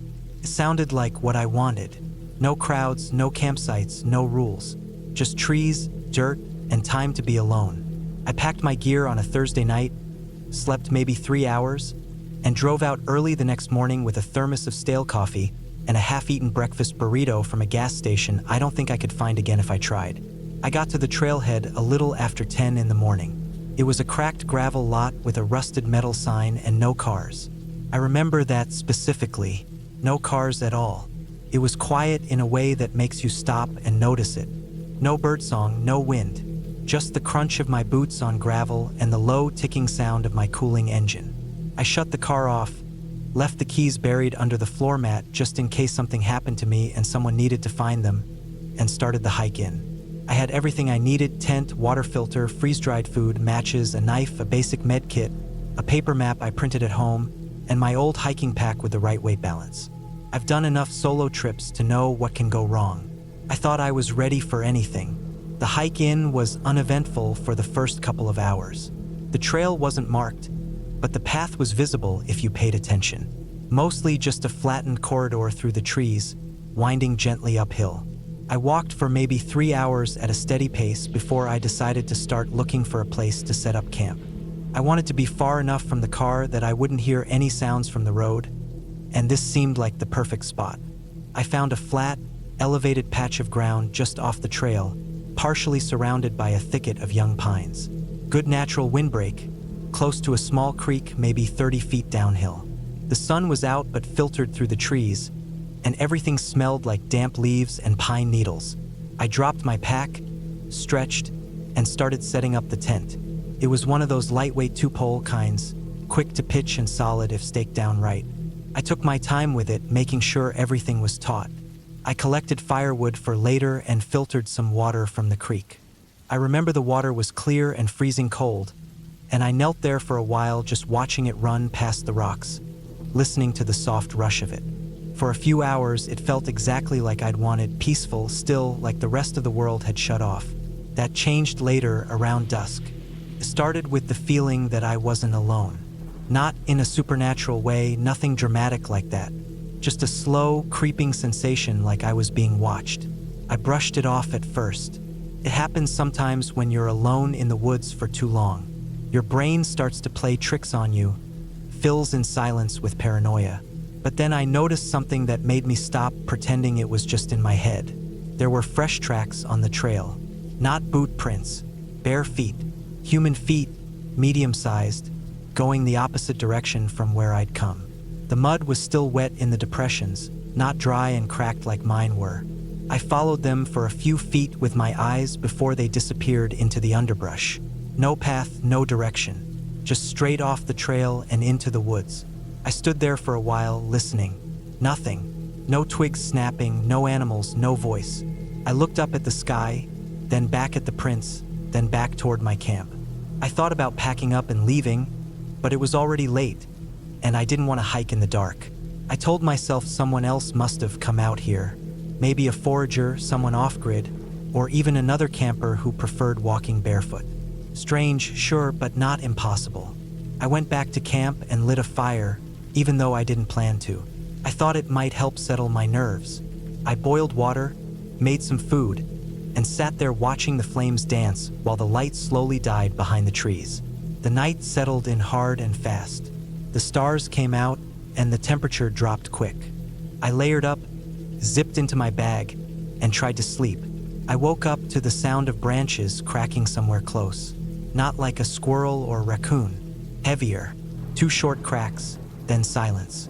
I stayed completely still. The fire had died down to glowing coals, and everything was dark except for the faint red light from the embers. I couldn't see anything outside the tent, but I knew someone was out there. I could hear breathing, not an animal sniffing around. Breathing, human, slow, controlled, like someone trying to be quiet. I didn't move. I didn't unzip the tent or grab my knife or turn on my flashlight. I just lay there listening, heart thudding so hard I thought it would give me away. The breathing stayed steady for a while, then faded. Not suddenly, just slowly got quieter until I couldn't hear it anymore. I waited another hour before I even moved. When I finally unzipped the tent and looked out, there was nothing. No tracks, no shapes in the trees.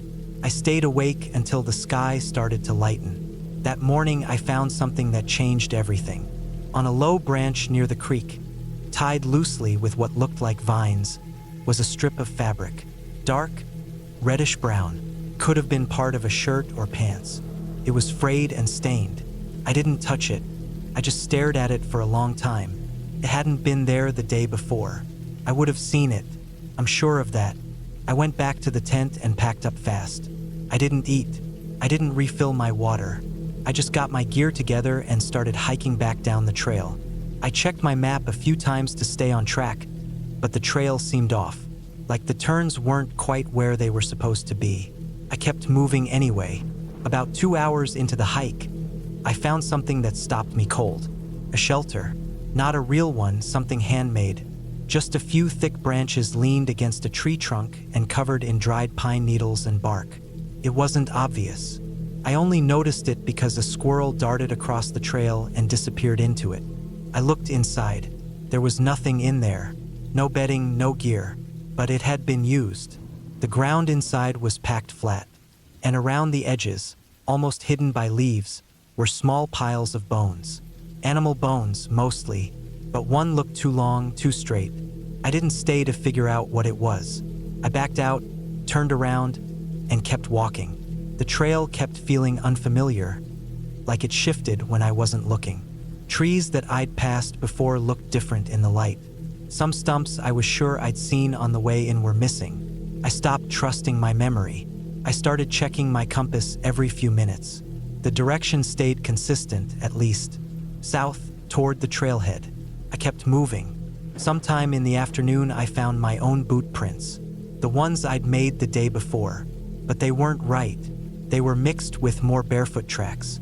Too many, overlapping, going in all directions. It looked like someone had been following me, watching where I walked, maybe even stepping where I stepped. I wanted to run, but I knew better. Running just leads to mistakes. So I walked, as fast as I could without making noise, checking behind me every few steps. When I finally saw the parking lot again, I almost cried. My car was still there. The sun was low, sky tinged with orange. I ran the last 50 feet, heart hammering, and yanked open the driver's side door. The inside was exactly how I left it. I didn't check the back seat. I just started the engine and peeled out, gravel spraying behind me. I drove for an hour before I pulled over at a gas station. I checked the whole car. Nothing. No one. No signs of anyone having been inside. I didn't tell anyone about what happened for a while. I didn't want to sound crazy. It was weeks before I went back to the woods again, and even then, I stuck to busy trails. I never found that forum post again. The trailhead disappeared from my saved pages. I don't know if it was deleted or if I imagined it differently, but I know I wasn't alone out there. Someone lives in those woods. Maybe not on any map, maybe not someone you'd ever meet in a town, but someone with bare feet and quiet breathing. Someone who watches. And that strip of fabric is in a plastic bag in the bottom drawer of my desk. I don't know why I took it. I didn't touch it with my hands. I used a stick. Maybe I needed proof. A reminder. I haven't been back to that part of the state. I probably never will. But sometimes when I'm lying in bed at night and it's dead silent, I think I hear breathing again. Slow, measured, just outside the window. I get up. I check. There's never anything there, but I still check. Every time.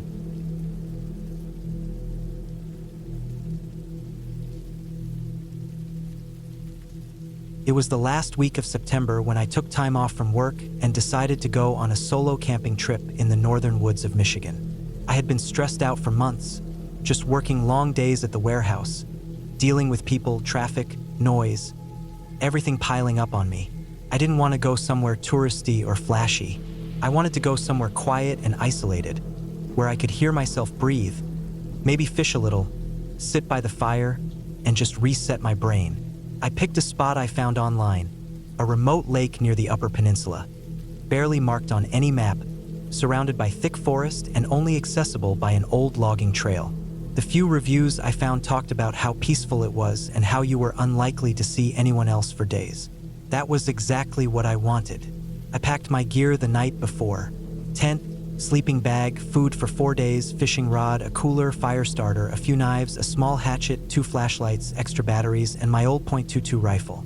I never really expected to use it, but I always brought it just in case I ran into a bear or something. The weather was supposed to be clear, maybe a little chilly at night, but nothing too harsh. I left early that morning, got coffee at a gas station on the way, and drove 5 hours north. The further I got, the fewer cars I saw. Eventually, I turned onto a dirt road, and after about 30 minutes of slow, bumpy driving, I reached the trailhead. The parking area was just a flat patch of dirt with enough space for maybe 2 cars. There weren't any other vehicles there. I parked, double-checked my pack, locked the truck, and started hiking. The trail was overgrown in places and barely visible in others. It wound through thick woods for about 3 miles until I reached the lake. It was just as beautiful as I'd imagined. The water was still and black, surrounded by tall pines and birch trees. No signs of people, no sound but the breeze and birds. I set up my tent near the edge of the lake, where the ground was flat and covered in pine needles. I had a good view of the water and enough distance from the trees to be safe from falling branches. After setting everything up, I gathered wood and built a fire pit with stones. I cooked some sausages over the flames and ate as the sun dipped behind the trees, turning the lake orange. That night, I slept harder than I had in months. Just the sound of leaves and crickets outside, the cold air pressing against the sides of the tent, and nothing else. The next 2 days were the same kind of peaceful. I spent my time walking around the lake, fishing, reading, and just sitting still. I didn't bring my phone except for emergencies, and I left it off most of the time. I saw a deer once, drinking at the far side of the lake, and watched a bald eagle skim across the water. It was the kind of silence that makes you realize how noisy your life usually is. On the third night, something felt a little off. I had gone to sleep like usual, after eating and tending the fire until it burned down to coals. I remember waking up in the middle of the night, not suddenly, just kind of slowly becoming aware that I was awake. There wasn't any sound, not even the usual rustling or insects. I thought maybe I'd just been dreaming, but I had that odd feeling you get when your instincts are trying to tell you something. I stayed still for a long time, listening. I didn't hear anything, but I couldn't shake the feeling that I was being watched. I finally unzipped the tent quietly and stuck my head out. The moon was bright enough to see the outline of the trees, and the lake was smooth like glass. I waited, staring at the woods, trying to pick out any movement, but everything looked still. I figured it was just my imagination and went back inside, but I left my boots near the zipper in case I needed to get out quickly. It took me a while to fall back asleep. The next morning, I stepped outside and immediately noticed something strange. There were small marks in the dirt near the fire pit. At first, I thought they might be animal tracks, maybe raccoons or something, but they didn't look quite right. They were shallow, narrow, and came in from the woods. They stopped about 10 feet from the tent and then went back the way they came. I crouched down and studied them for a while, trying to figure out what made them. The shape wasn't right for deer or coyotes, and they were too far apart for smaller animals. They looked almost like the indentations of shoes, but not deep enough to be from someone walking normally. I brushed it off. Maybe it was an animal I wasn't familiar with. Maybe the ground was just soft in places and made weird shapes. I kept telling myself not to let my imagination get carried away. Still, I couldn't get that feeling out of my head, that sense of being watched. That day, I went for a longer hike, trying to shake off the unease. I circled the lake, taking my time, looking for signs of other people or anything unusual. The woods were quiet again, too quiet. I didn't even see any birds, which felt strange. Normally, you'd hear at least the occasional woodpecker or squirrel. It was like everything had packed up and left. I got back to camp around 5 p.m. and rebuilt the fire. I kept looking over my shoulder, feeling jumpy. I tried to read, but I couldn't focus. I cooked some food and ate fast, and by the time the sun went down, I was already on edge. I made sure everything was locked up in the bear canister and pulled into the tent early. I lay there in my sleeping bag, flashlight in my hand, rifle next to me, just staring at the ceiling of the tent. Around midnight, I heard it. A single footstep outside. Just one. The kind of sound someone makes when they step on a branch and break it under their weight. Not a crash, not a bunch of movement, just one deliberate, quiet snap. I didn't move. My heart started racing, and my ears strained to pick up any follow-up noise. But there was nothing. 5 minutes passed. 10. Then I heard a faint shuffle, like something brushing against the edge of the tent, down near my feet. I didn't even breathe. My flashlight was still in my hand, but I didn't turn it on. I didn't want to give away my position. My other hand was slowly moving toward the rifle. I wrapped my fingers around it and waited. Every muscle in my body was locked. Another few minutes passed. Then silence again. I stayed like that for at least an hour, barely blinking. I don't think I slept at all. Eventually, the sky started to lighten outside, and I felt safe enough to move. I unzipped the tent slowly and crawled out. What I saw made my stomach drop. There were boot prints all around my tent. Human boot prints. They circled the whole thing. Some passed close by the fire pit, others led toward the woods. There were at least a dozen different impressions in the pine needles and dirt, and they weren't mine. I checked. My boots were still inside the tent, dry and clean. I hadn't walked around that night. I stood there for a long time, staring at the prints. Then I walked toward the trees, trying to follow them. They led about 20 feet into the woods and then just vanished. The pine needles made it hard to track, and I couldn't tell where the person had come from or gone. But someone had definitely been there, watching me. I packed up my gear as fast as I could. I didn't eat. I didn't even bother folding the tent properly. Just jammed everything into my pack. I kept the rifle in my hands the whole time. When I was ready, I started hiking back down the trail, checking over my shoulder every few minutes. The woods were still too quiet. No wind, no birds, nothing. About halfway back to my truck, I noticed something else. A broken tree branch hanging low over the trail, about chest height. That hadn't been there before. It looked like it had been snapped intentionally and bent across the path. I stepped over it and kept moving. Another 100 yards down, I saw a pile of small rocks stacked in the middle of the trail. That hadn't been there either. Someone was following me, or maybe they'd been ahead of me. I picked up the pace, trying not to run but moving fast. I gripped the rifle tighter, constantly scanning the trees. The last half mile felt like it took an hour. When I finally saw my truck through the trees, I almost broke into a sprint. The truck was untouched. I got in, locked the doors immediately, and started the engine. I didn't look back. I just drove. The tires skidded a little on the dirt as I pulled out, and I didn't slow down until I was back on the main road. It took me a few hours to fully calm down. I stopped at a diner about 50 miles south and sat there with a cup of coffee, trying to make sense of everything. The prints, the noise, the rearranged trail. None of it made sense unless someone had been out there, watching me, messing with me. But why? There was nothing valuable in my camp. No one had taken anything. They could have hurt me, but they didn't. They just watched. When I got home, I didn't unpack right away. I left everything in the garage and sat in the living room with the curtains closed. For days, I kept thinking about those boot prints and the sound of that single footstep outside my tent. I checked local news for anything about missing people or strange reports near that lake. But there was nothing. I didn't report it to the police. What would I even say? I haven't gone camping alone since. I still think about it sometimes. About how far away that place was, how quiet it was, how whoever was out there knew I was alone. I think that's what gets me the most. They knew I was by myself. They knew exactly where I was.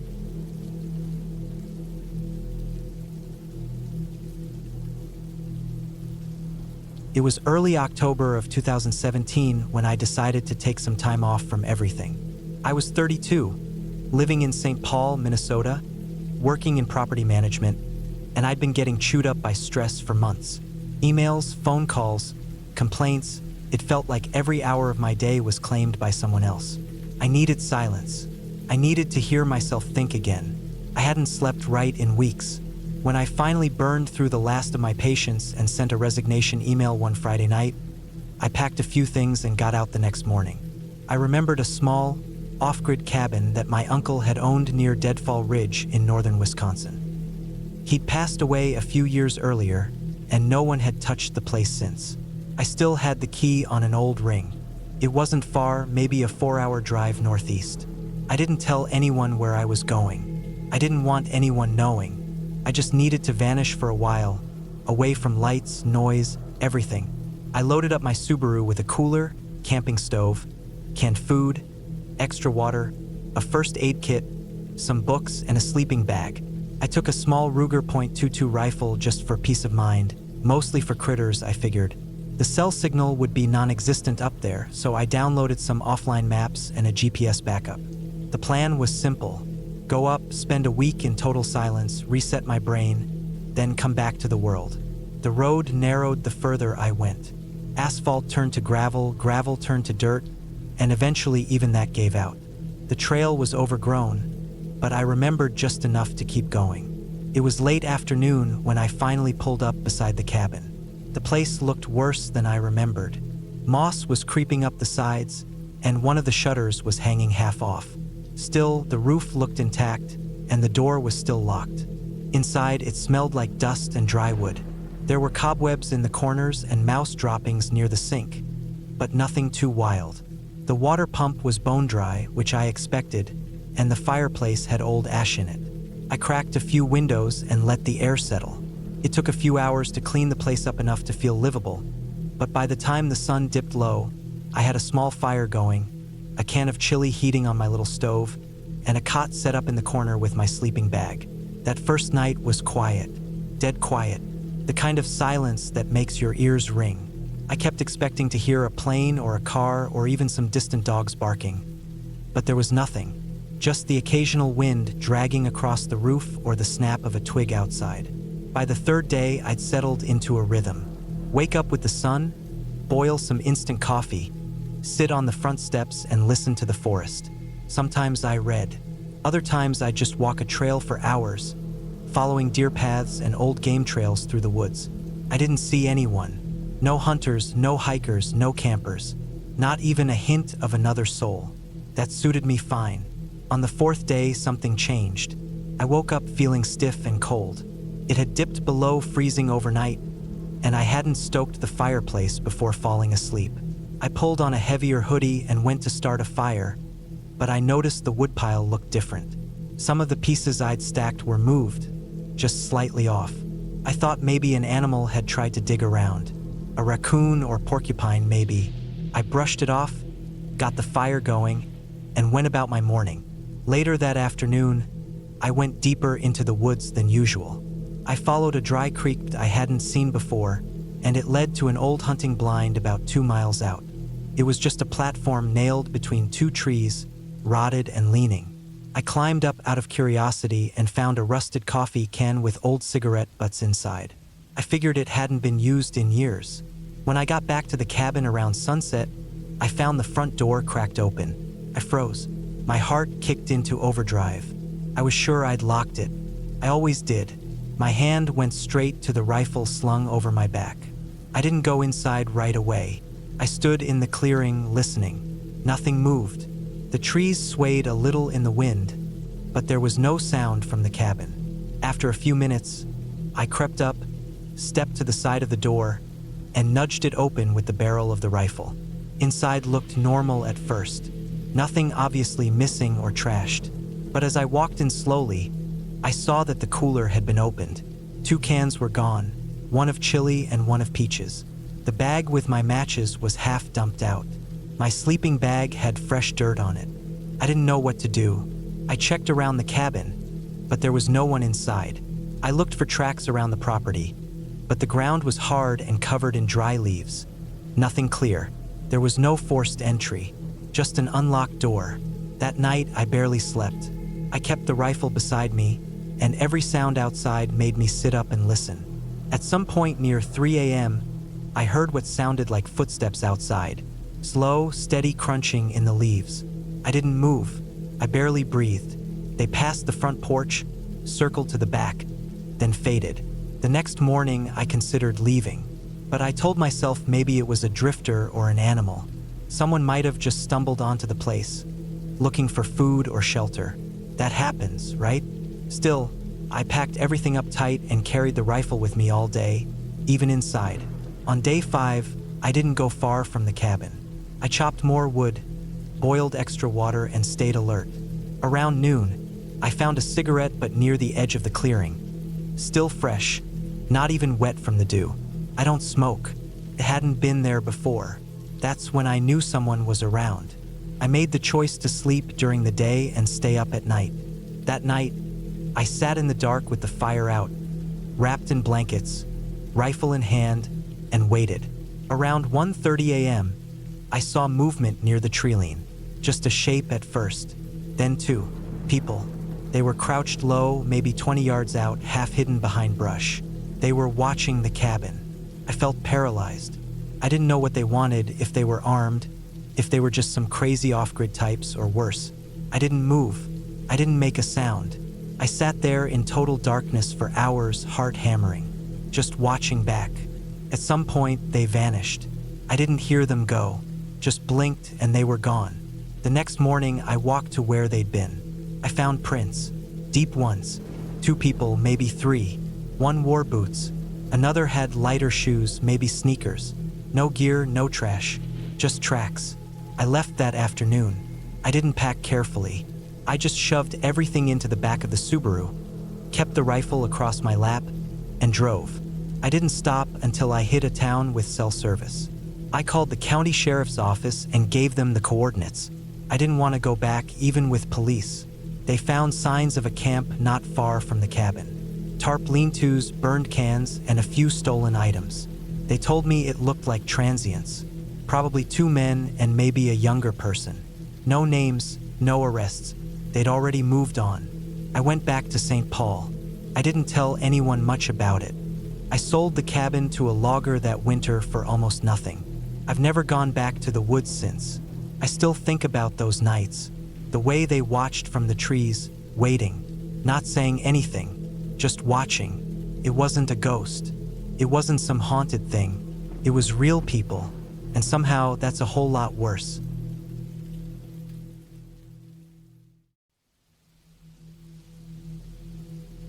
The sky was a dull gray when I pulled off the highway onto the winding dirt road that led to the cabin. It was October 2003, early autumn, and I had taken a week off work to get away from the city. I was 28, living alone in Seattle, and desperate for a break from the noise, the rush, the constant hum of life that left me exhausted but restless. The cabin was a rental, deep in the woods of northern Oregon, about a 2-hour drive from Portland. I had found it online. An old wooden structure sitting on the edge of a thick forest near a small, quiet lake. The first thing I noticed when I arrived was the smell. It was a mix of wet wood, damp earth, and something faintly like smoke, like the cabin had been closed up for a long time and was only now waking up. The dirt road ended in a small clearing where the cabin stood, surrounded by tall pines whose tops disappeared into a thick fog that had rolled in overnight. The cabin itself was rough but sturdy, built maybe in the 70s, with peeling brown paint and a sagging porch. The windows were dusty, clouded with grime and spiderwebs. I parked my car next to the porch and grabbed my backpack and cooler. The air was cold, the kind that creeps through your jacket and makes you aware of every small breath you take. Inside, the cabin smelled of stale air and old wood. The floorboards creaked underfoot, and the walls were lined with wood paneling that had yellowed with age. There was a small kitchen area with a propane stove, a worn-out table with 2 chairs, and a living space with a threadbare couch and a fireplace full of cold ashes. I dropped my bags and went to the windows, looking out into the forest. The fog had thickened, blurring the trees and hiding the lake from view. The cabin had no cell signal, no internet, and no TV, exactly what I wanted. I was here to disconnect, to find some peace. After unpacking my things, I went to explore the surroundings. A narrow path led from the back of the cabin down to the lake. The water was still, dark, and cold-looking. Leaves floated on its surface, and the air was so quiet I could hear the faint splash of a fish breaking the water far away. I spent the day unpacking, chopping some wood for the fireplace, and trying to get comfortable.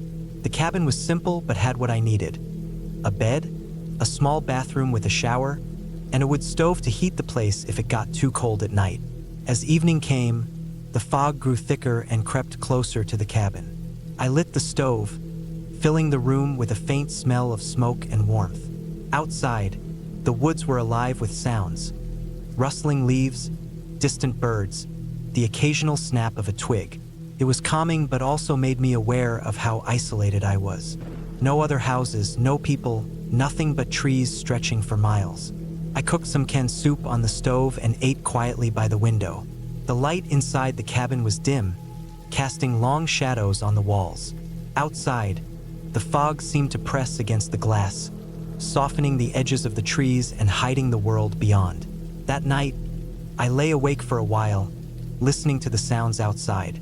The wind whispered through the branches, and at one point, I heard a low, distant howl, maybe a coyote or a wolf. It wasn't frightening, just a reminder of the wildness surrounding me. I fell asleep with the stove warming the room and the fog wrapping the cabin like a blanket. The next day was clear, bright with sunlight piercing through the trees. I decided to hike deeper into the forest, taking the path that followed the edge of the lake. The trail was narrow, lined with ferns and moss-covered rocks, and the ground was soft underfoot. I saw deer tracks in the mud and the occasional squirrel darting through the branches. I carried a small backpack with water, a flashlight, and a map I had printed before coming. The map wasn't very detailed, but showed the main paths and a few landmarks, including an old logging road not far from the cabin. As I walked, I noticed something strange. Old, rusted metal objects half buried in the dirt. Fragments of wire, parts of machinery, and broken glass. It looked like someone had been here years ago, maybe for logging or mining. The forest was reclaiming it all, but the signs of human activity were faint but there.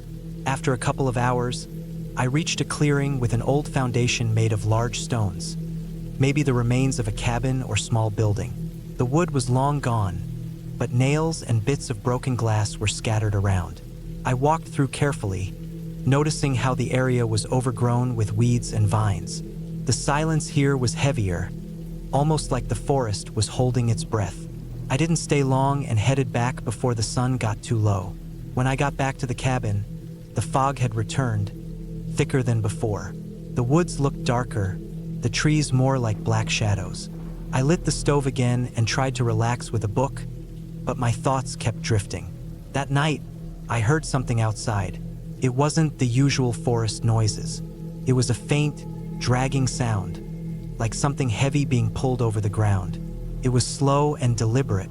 I stayed still, listening, but I couldn't see anything through the window except the dense fog.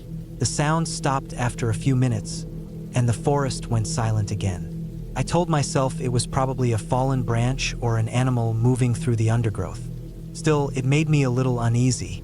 The next morning, I found marks outside near the edge of the clearing. Deep grooves in the dirt, like something heavy had been dragged across the ground. They led into the forest, disappearing between the trees. The grooves were fresh. The earth was still loose. I spent the day checking the perimeter, but I didn't see any other signs. The forest was quiet, and the cabin looked the same, but the feeling of being watched was growing. I kept the windows closed tight and kept a small hatchet near the door. The third night was worse. The dragging sound returned, louder this time, closer. It circled the cabin slowly, stopping sometimes, then moving again. I didn't dare open the door or look outside. I stayed huddled near the stove, the hatchet in my hand, the cabin dark except for the small orange glow. At one point, the dragging stopped just outside the door. I could hear heavy breathing, low and slow. My heart pounded. After a long silence, the sound moved away, fading into the forest. I didn't sleep much that night. The next morning, I noticed the back door had a long scratch mark, like claws trying to tear through the wood. The scratches were deep, jagged, and fresh.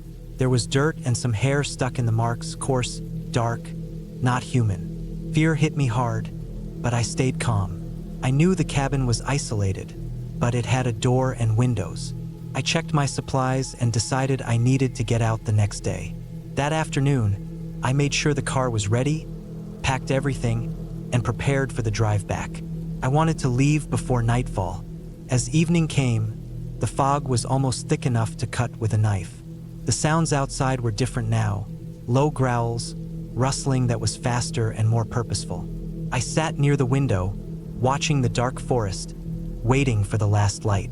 Then I heard it, a deep growl, low and long, coming from just beyond the porch. I grabbed the hatchet and slowly stepped outside, the cold air biting my skin. The fog was so thick I couldn't see more than a few feet ahead. I called out, but my voice was swallowed by the mist.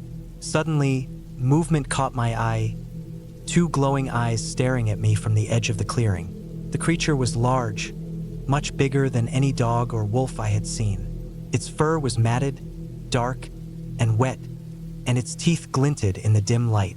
I backed toward the cabin, heart racing. The animal didn't move but growled again, low and threatening. I slammed the door shut and locked it. I could hear it pacing outside, its heavy breathing and low growls pressing against the wood.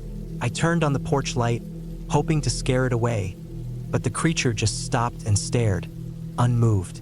Night fell fully, and the cabin felt like a small island in a sea of danger. I stayed by the window, watching the shadows move, ready to defend myself. Morning came with a thin, weak sun. The creature was gone, but outside the porch were deep paw prints, big and muddy. I wasted no time. I packed the last things, started the car, and drove away, not looking back. The road was long and winding, but the feeling of relief grew with every mile. The forest stayed behind me, dense and silent. When I got home, I called the rental company and told them about what happened. They said the area was known for a large population of wild bears, and sometimes one or two got bold enough to come near cabins. Looking back, I realized the dragging sounds, the scratches, the growls. It was a bear, maybe a big male, territorial and desperate for food before winter. It wasn't a ghost or a myth. It was nature, wild and real, and I had been lucky to get away safe. The experience taught me how quickly the wilderness could turn from peaceful to dangerous. I still think about that cabin, the quiet lake, and the foggy nights, but now I know respect for the forest means knowing what lives there. Not just in stories, but in real life. I went on a solo camping trip back in the summer of 2019. I was 31 at the time, living in Boise, Idaho. I'd always liked being outdoors, especially in places where I couldn't hear cars or people, where the only sounds were wind, trees creaking, and birds moving through the branches. That summer, I had a long weekend off from work and decided to head into a section of forest about 3 hours north of the city. It wasn't a national park, just public land with some fire roads and a few hiking trails.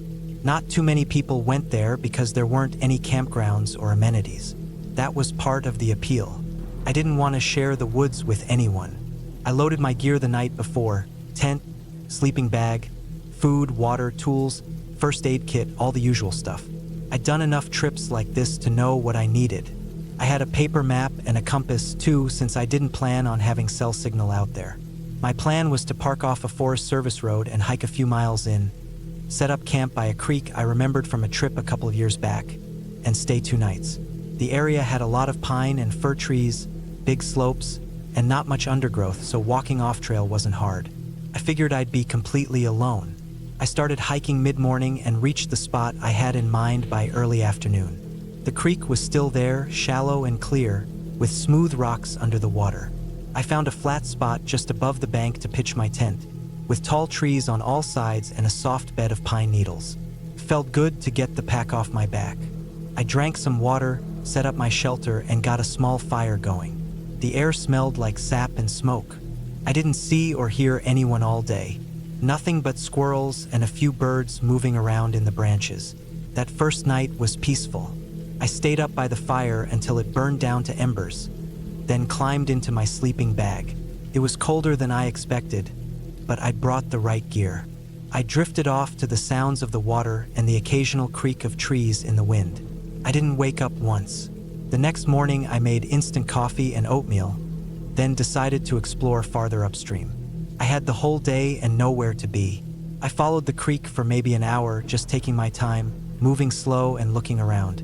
I saw animal tracks in the soft dirt along the banks. Mostly deer, maybe a fox or coyote. At one point, I heard something moving in the trees uphill from me. I stopped and waited, not making a sound. It went quiet after a few seconds. Probably just a deer. I didn't think much of it and kept walking. I turned around before noon and headed back to camp. I didn't want to be gone too long in case the weather changed. When I got back, everything looked fine. My tent was still standing. Nothing had been touched. I sat by the fire pit and made lunch, just a tortilla with peanut butter and a few pieces of jerky. I stayed around camp the rest of the day, reading a paperback I'd brought and watching the trees. A couple of times I thought I heard faint noises out in the woods, but they were soft and far off. Could have been branches falling or small animals moving. The kind of sounds you get used to out there. I went to bed early that night. It got dark fast, and the clouds covered the moon. I zipped myself into my bag and listened to the creek again, but I didn't fall asleep right away. I had that weird sense, like when you forget if you locked your front door, just a little off. I finally drifted off sometime after midnight. Then I woke up. It was still dark, but not pitch black. My watch said it was just after 3 a.m. I didn't hear anything at first, just the creak. But then I realized something had pulled me out of sleep. I held my breath and listened. There was a soft crunch outside, like a footstep, then another, slow, steady. I stayed completely still. I didn't bring a gun, but I had a knife. I kept it close when I camped alone. I slid my hand toward it slowly, trying not to make any noise. The steps got closer. Whoever it was, if it was a person, they were moving around the tent, not fast, not trying to hide, just circling. I didn't hear talking or breathing, just the crunch of needles underfoot. I thought about calling out, but decided against it. If someone was messing around my camp in the middle of the night without a light or a word, I didn't want to let them know I was awake. Then the steps stopped. Silence. I waited, gripping the knife, breathing as slow as I could.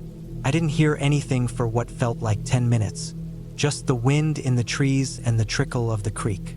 Then the steps started again, farther off this time, heading away from the tent. They faded into the distance until I couldn't hear them anymore. I didn't sleep again. When the sun came up, I got out fast. I checked around the tent.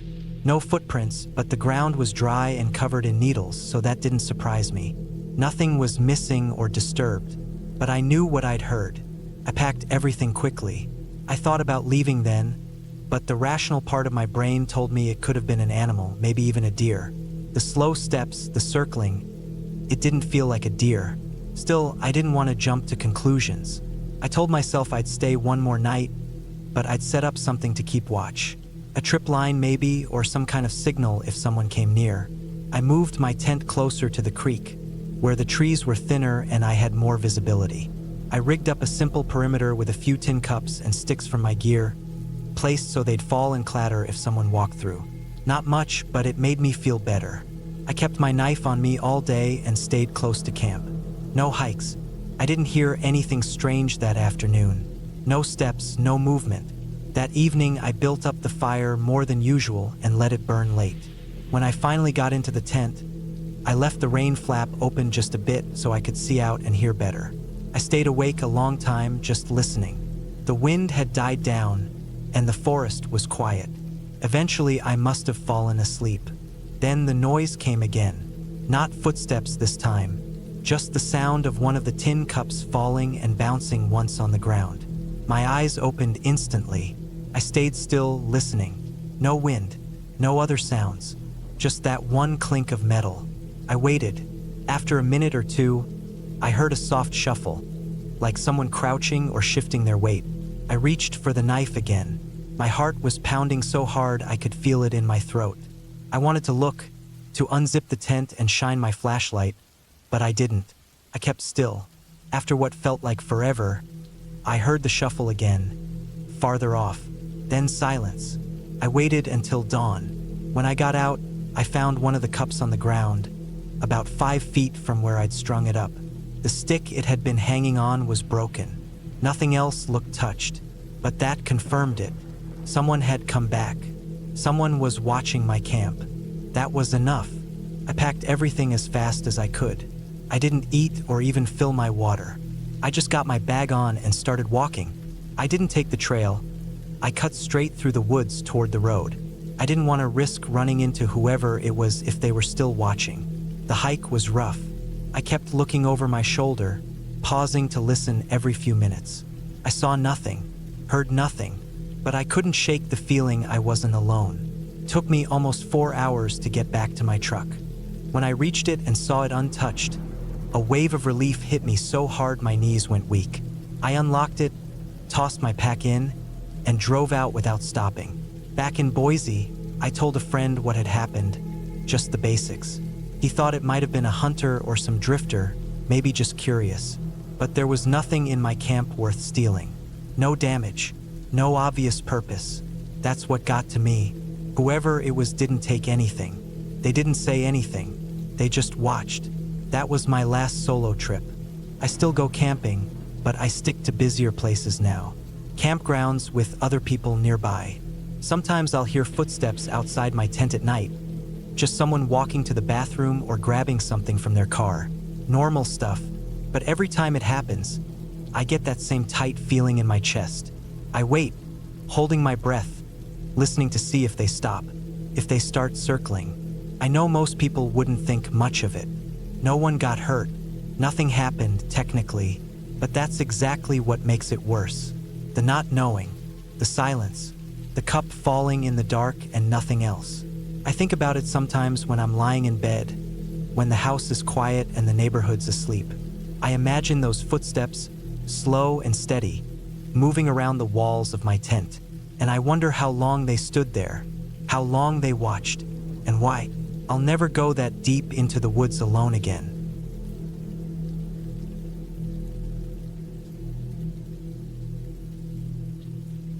I was 32 the summer I decided to take a solo camping trip deep into the northern part of Idaho. It was July 2021, and I had just taken time off from a job I'd been grinding at for nearly 8 years without a proper break. I'd been feeling burned out and irritable all the time, and I thought being alone in the woods, away from emails and traffic and other people, might help straighten my head out. I didn't want campgrounds or RV parks or anything like that. I wanted real isolation. Just a tent, my pack, and a few days of total quiet. I found a spot on satellite maps that seemed perfect, about 15 miles off any major road, not marked with any trails. Just a small clearing next to a winding creek that eventually fed into the Salmon River. The access road wasn't even on the GPS. It was more of an old fire trail than a road, overgrown and barely wide enough for my truck. But it was manageable. I parked in a small pull-off about half a mile from where the trail vanished into the forest and loaded up my pack.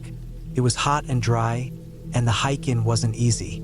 I was sweating through my shirt within 10 minutes, and the bugs were bad in the thicker brush. But the woods were beautiful. Tall lodgepole pines, long stretches of dry needles underfoot, birds everywhere. The further I got from the road, the more the quiet wrapped around me like a blanket. It was the first time in years I felt like I could actually breathe. The clearing was even better than it looked on the map. Maybe 50 yards across, hemmed in by dense forest on 3 sides, and a rocky creek curving around the 4th. The sound of water was constant, clean, steady. No trash, no fire rings, no signs anyone else had camped there. Just silence and wildness. I set up my tent near the tree line, close enough to hear the creek but far enough not to get wet if it rained. I kept things simple: 1-person tent, sleeping pad, bag, stove, some freeze-dried meals, and a water filter.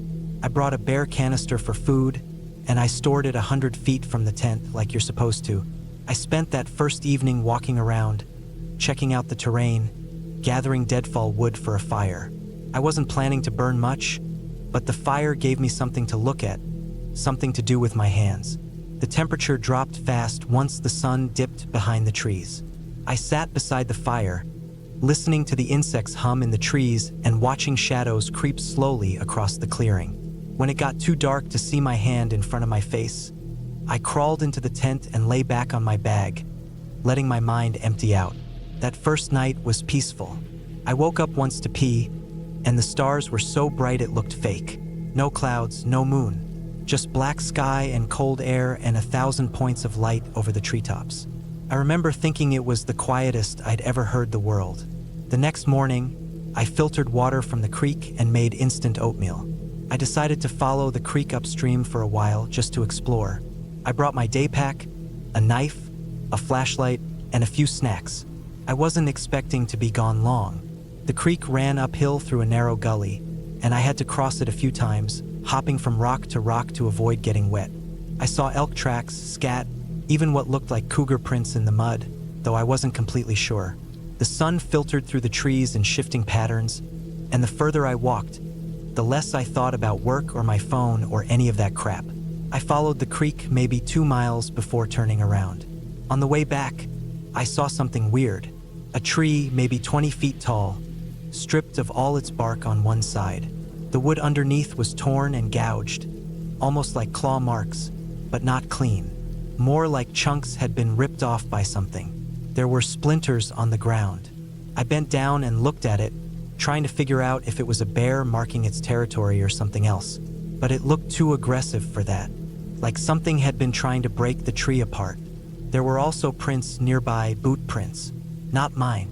Someone else had been walking there recently, but they were deep, like the person was heavy or carrying something big.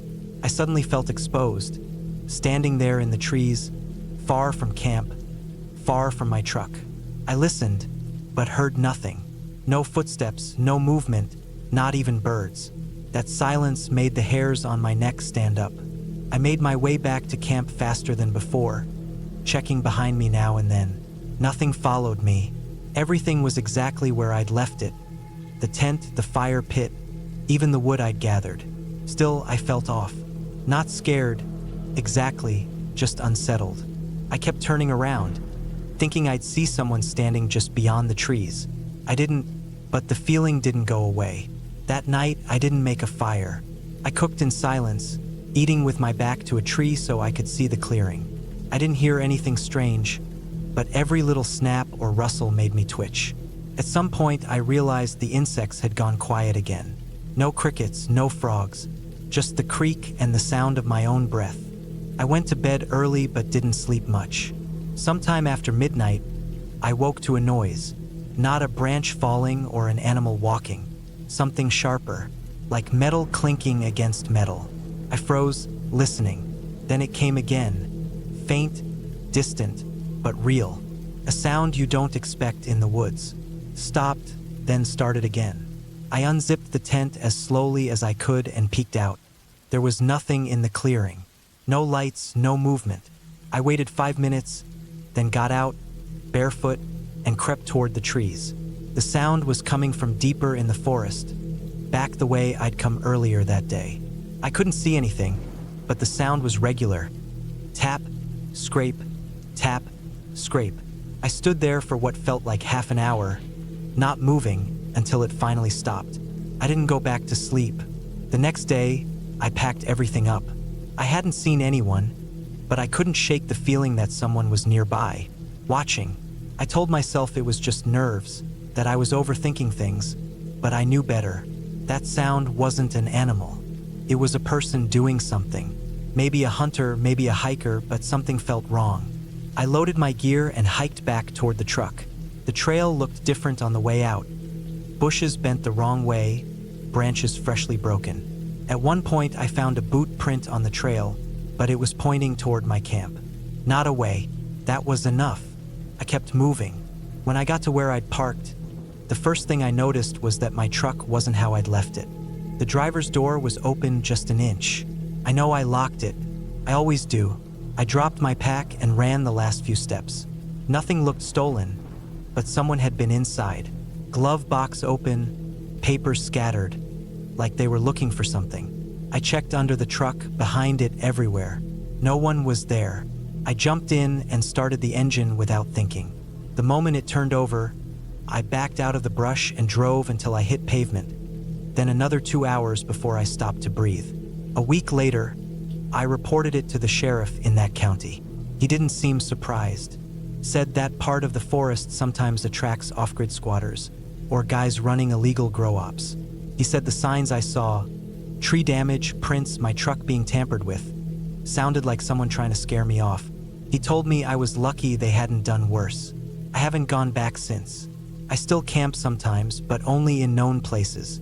Trailheads, state parks, places with rangers and other people nearby. I miss the quiet sometimes, the true stillness of that forest. But I also remember the silence that came with it. Not peaceful, but dead. Like something was watching and waiting. What really gets to me is that I never saw whoever it was. Never heard them speak. Never found a campsite or trash or anything. Just signs. Just a few things left behind to let me know I was not alone. And that was enough.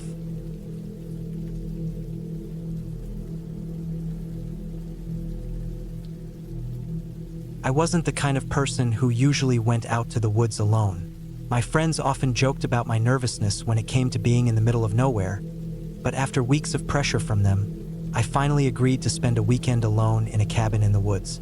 It seemed harmless enough, a quiet break away from work, a little peace and solitude. The cabin was in the middle of nowhere, off the grid, just the way the owners liked it. It sounded like an escape, and at first, that's all I wanted. I had just turned 29. I had a decent job, a few friends, and a lot of stress that needed to be shaken off. It was late October, just before the snow would start to fall, and the chill in the air had already begun.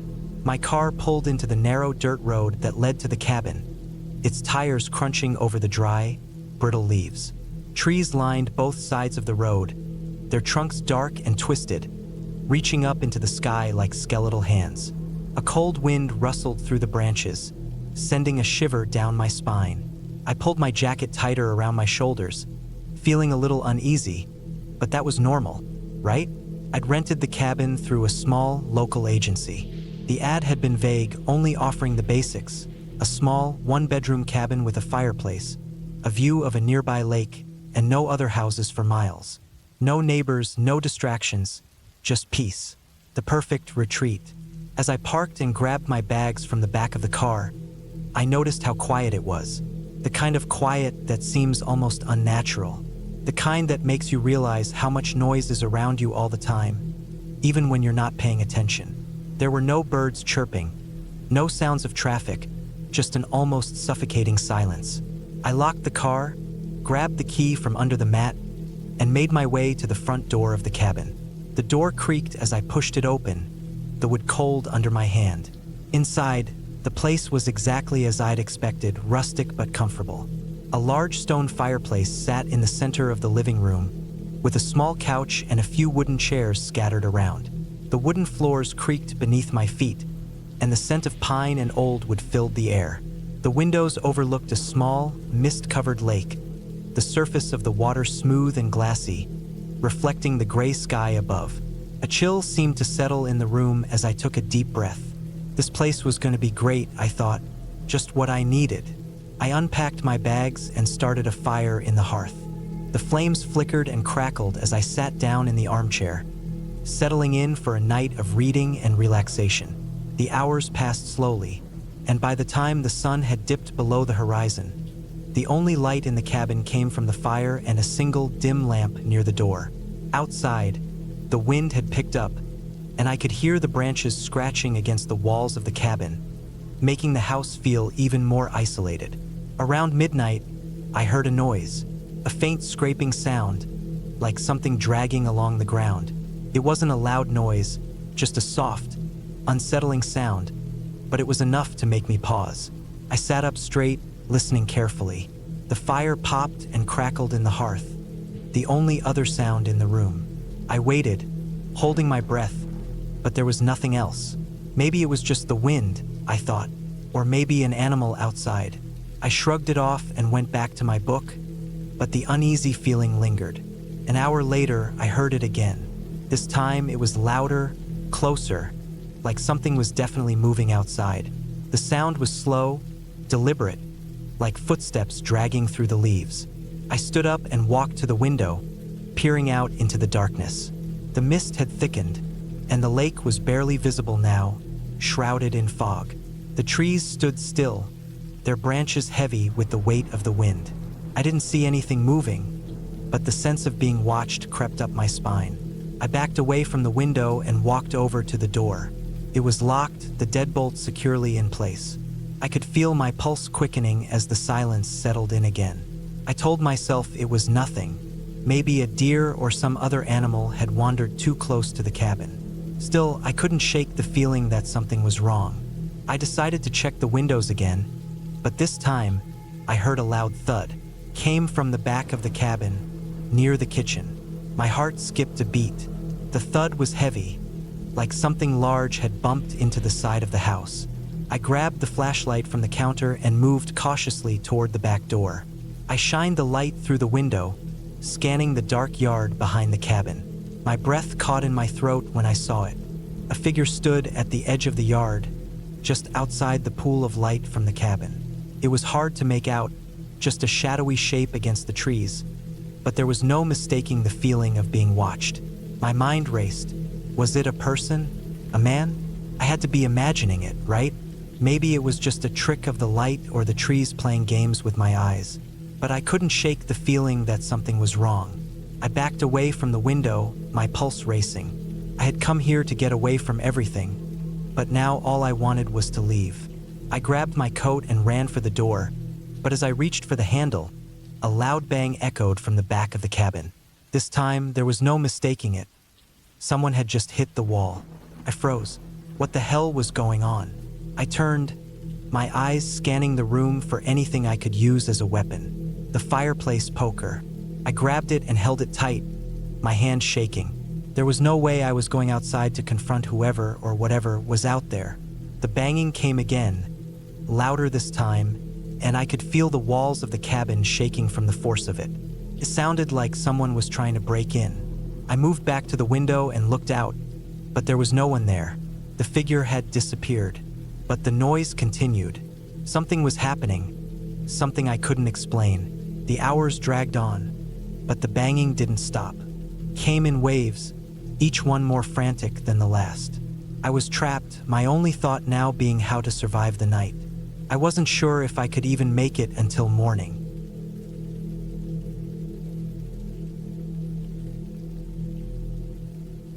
It was late October of 2018 when I decided to take a break from work and spend some time in the woods. I was 34 then, single, working as a freelance graphic designer in Chicago. I had been burned out from nonstop deadlines and screen time. A friend had told me about this quiet area in northern Minnesota, somewhere near Ely, where he used to go fishing as a kid. There was a cabin there his uncle once owned, but it had been empty for years. He said it was old, no electricity, no running water, but still solid. I could use it for free if I wanted. It sounded perfect to me. I packed up my old SUV with what I thought I'd need. A couple coolers of food, a camping stove, sleeping bag, lanterns, batteries, clothes for cold weather, and some books. I also brought a hatchet and a folding saw in case I needed to chop firewood. It was supposed to be cold that week, dropping into the 30s at night. I printed directions and loaded my phone with maps in case I lost signal, which I expected to happen once I was deep into the woods. The drive was long, nearly 10 hours from the city. The further north I went, the more remote things got. Gas stations became rare. Towns got smaller. By the time I passed through Ely, the last town on the route, it was early afternoon. The road turned to gravel not long after, winding through thick pine and birch forest. I followed the directions carefully. At one point, I had to leave the main road entirely and follow an unmarked dirt trail. It was barely wide enough for my vehicle, and the trees scratched against the sides of the car as I crept along. Eventually, I came to a clearing where the cabin sat just like he'd described. It was old, with gray, weather-beaten wood and a sagging metal roof. The windows were covered in grime, but intact. The door stuck when I tried to open it, but I shoved it hard and it gave. Inside, it was one room with a small wood stove, a dusty old cot, some shelves, and a table with 2 chairs. Rodent droppings were in the corners, and there was a musky smell, but it was solid and dry. I opened all the windows to air it out. I spent the rest of the afternoon cleaning. I swept out the dirt and leaves, knocked down cobwebs, and wiped off the surfaces. I checked for leaks or rot and didn't see any. There was a pile of chopped wood outside, dry under a makeshift lean-to. I brought some in and lit a fire in the stove before the sun went down. It got dark fast out there. There was no light pollution, just blackness beyond the windows and the sound of wind moving through the trees. The first night was uneventful. I read by lantern light until I got tired, then crawled into my sleeping bag on the cot. The silence was overwhelming. In the city, there's always some background noise, cars, sirens, people. Here, it was just the crackle of the fire and the occasional creak of the cabin settling. I drifted off after a while, but woke up around 3 a.m. to a strange sound. It was like a slow dragging or scraping noise coming from outside. I sat up and listened. It stopped. I figured it was an animal, maybe a deer walking through the brush. After a few minutes, I laid back down and forced myself to sleep.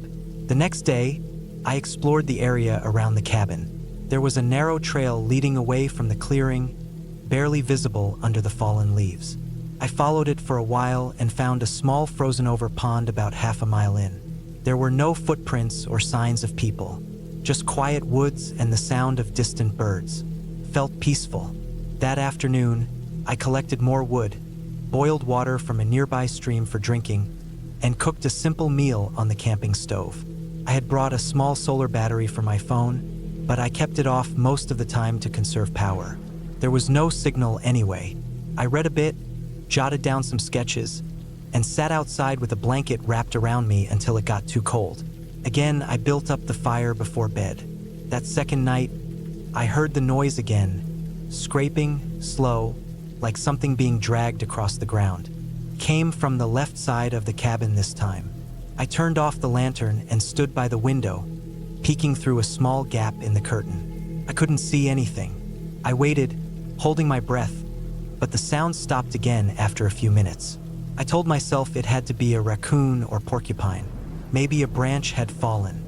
But I noticed something in the morning, tracks. Not paw prints, but drag marks.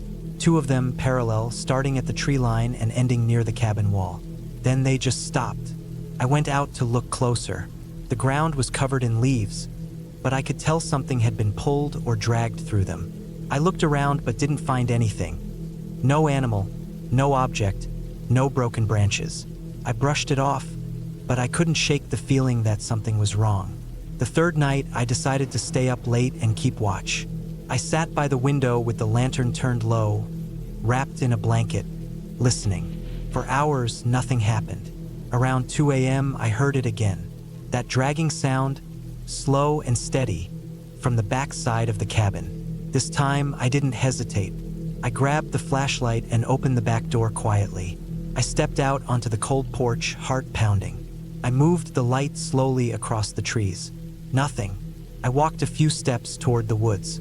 Still nothing. But the dragging had stopped the moment I opened the door. I stood there for a long time, just listening. Eventually, I went back inside. When I woke up in the morning, there were new drag marks on the other side of the cabin. Same parallel lines, same end point. It was like someone or something was circling the place at night. I thought about packing up and leaving, but part of me didn't want to. I hadn't seen anything.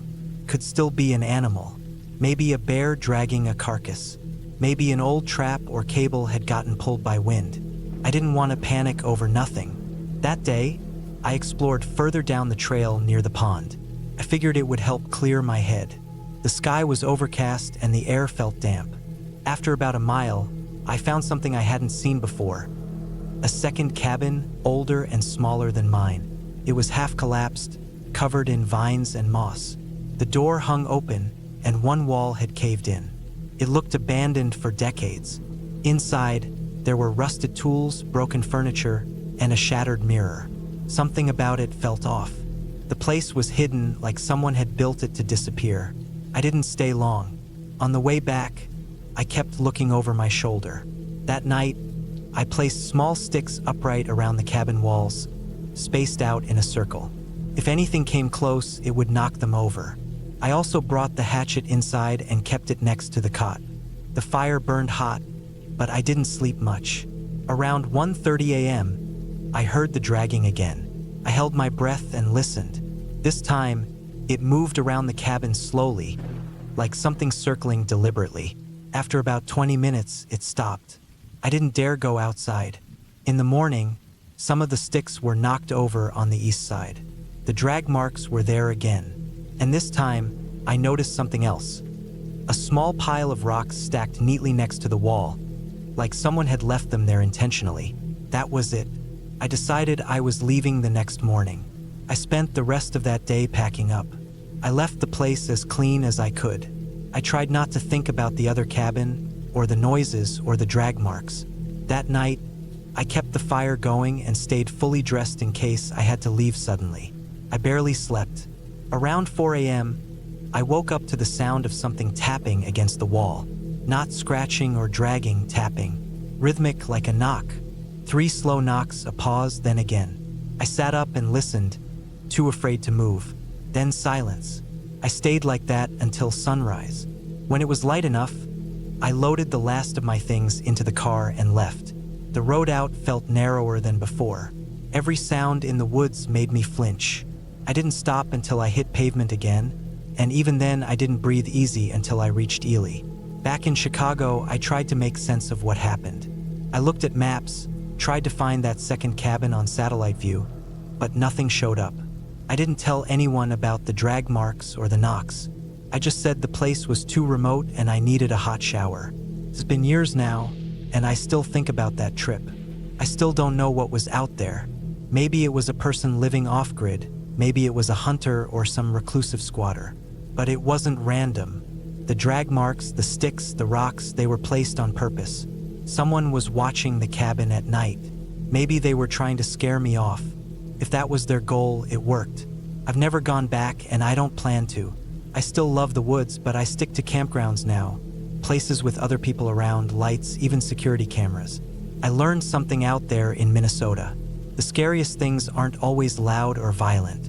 Sometimes, it's what stays quiet, just outside the window, waiting for you to fall asleep.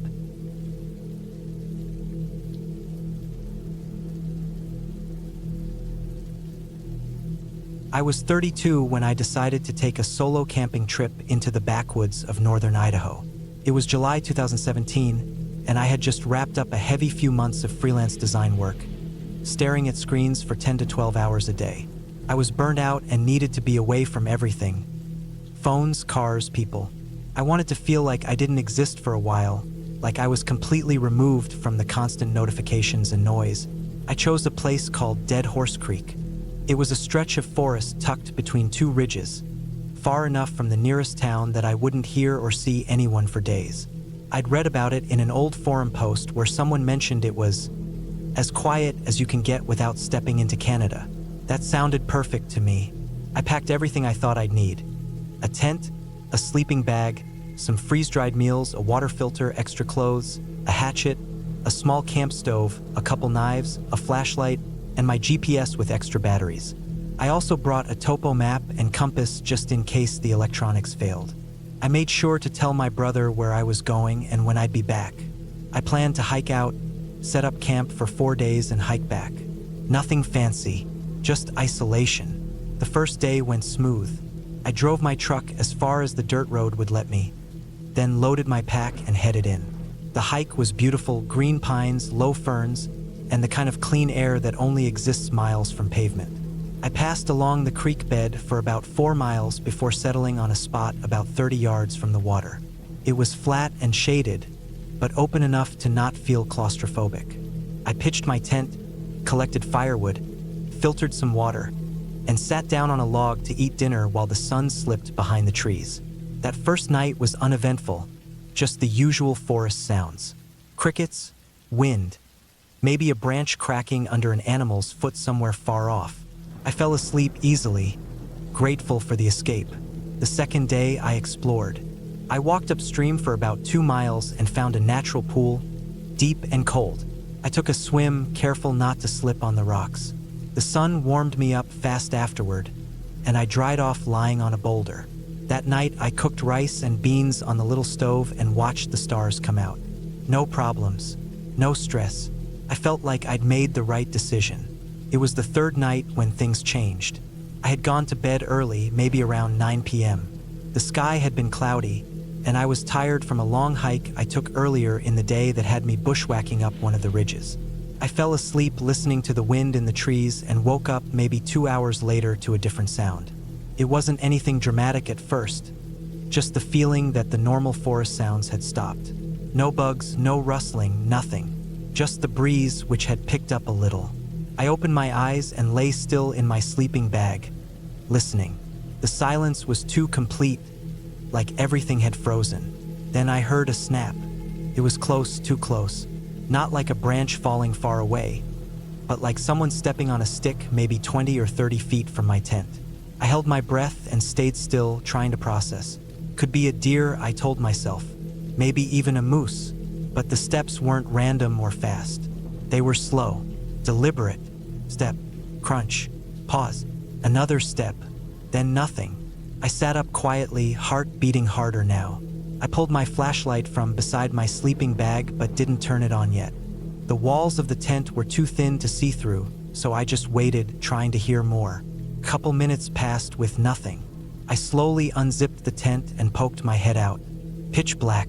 Cloud cover blocked the moon, and the trees made everything darker. I still didn't turn on the light. I didn't want to give away my position if it was someone out there. I listened hard. Still nothing. Then a soft rustling, like something brushing against low branches, maybe 15 feet away. Then a grunt, quiet but not animal-like. It sounded human, like someone catching their breath while crouching or shifting their weight. I froze. My body wanted to panic, but I stayed low and crawled out of the tent, moving slow and quiet to the other side, putting the tent between me and the sound. I crouched there, waiting. More silence. Then, after maybe 5 minutes, a long, dragging sound like a stick or a foot being pulled through leaves and dirt. It moved laterally across the front of my tent. I didn't dare move. After a few more minutes, it was gone. I waited another 20, maybe 30 minutes before moving. I slowly circled back toward the creek and filled my Nalgene just for something to do. My hands were shaking. I didn't know what to think. Could it have been someone hunting? Possible, but unlikely this far in. Maybe a lost hiker? But the movements didn't sound confused. They sounded careful. Too careful. Eventually I went back to the tent, but I didn't sleep much. Every little sound made me flinch. I kept my knife in hand and the flashlight on my chest. The sun couldn't rise fast enough. By morning, the forest sounded normal again. Birds were chirping. The creek was bubbling. Everything seemed fine, but I couldn't shake the unease. I got up, packed my gear, and decided I'd move camp further upstream, somewhere with better visibility and fewer thick brush lines nearby. As I was packing, I noticed something I hadn't before. A boot print. It wasn't mine. Too large. Wide toe. Deep heel. It had been pressed into the soft dirt near a tree about 10 feet from my tent. The tread was different from my hiking boots. It looked older, like something from a work boot or logger boot, not a modern brand. And it was facing my camp, not away from it. That sealed it. I moved. I hiked about 2 miles upstream and found a spot on a gentle slope with a view down to the creek. It was rockier but safer, I thought. Harder to approach quietly. I set up again, this time more carefully. I cleared brush in a 15-foot radius, hung a few small noise traps using fishing line and tin lids, and kept my pack by my side instead of inside the tent. I figured if something happened again, I could grab and go. That evening, I skipped cooking. I ate granola bars and jerky and kept the fire small, more for morale than warmth. I stayed awake longer, watching the trees and listening. I didn't hear anything unusual, and by midnight I crawled into the tent and tried to rest. Around 2 a.m., I woke up again. There was no sound this time, just a feeling, that same oppressive silence as the night before. I sat up, knife already in hand, and waited. Then I heard it. A soft crunch, but not on leaves. On rock, somewhere to my right, maybe 20 feet away. Then a slow, careful step. Another, then silence. My traps didn't make noise, which meant whoever or whatever it was came in from a different angle. I didn't wait.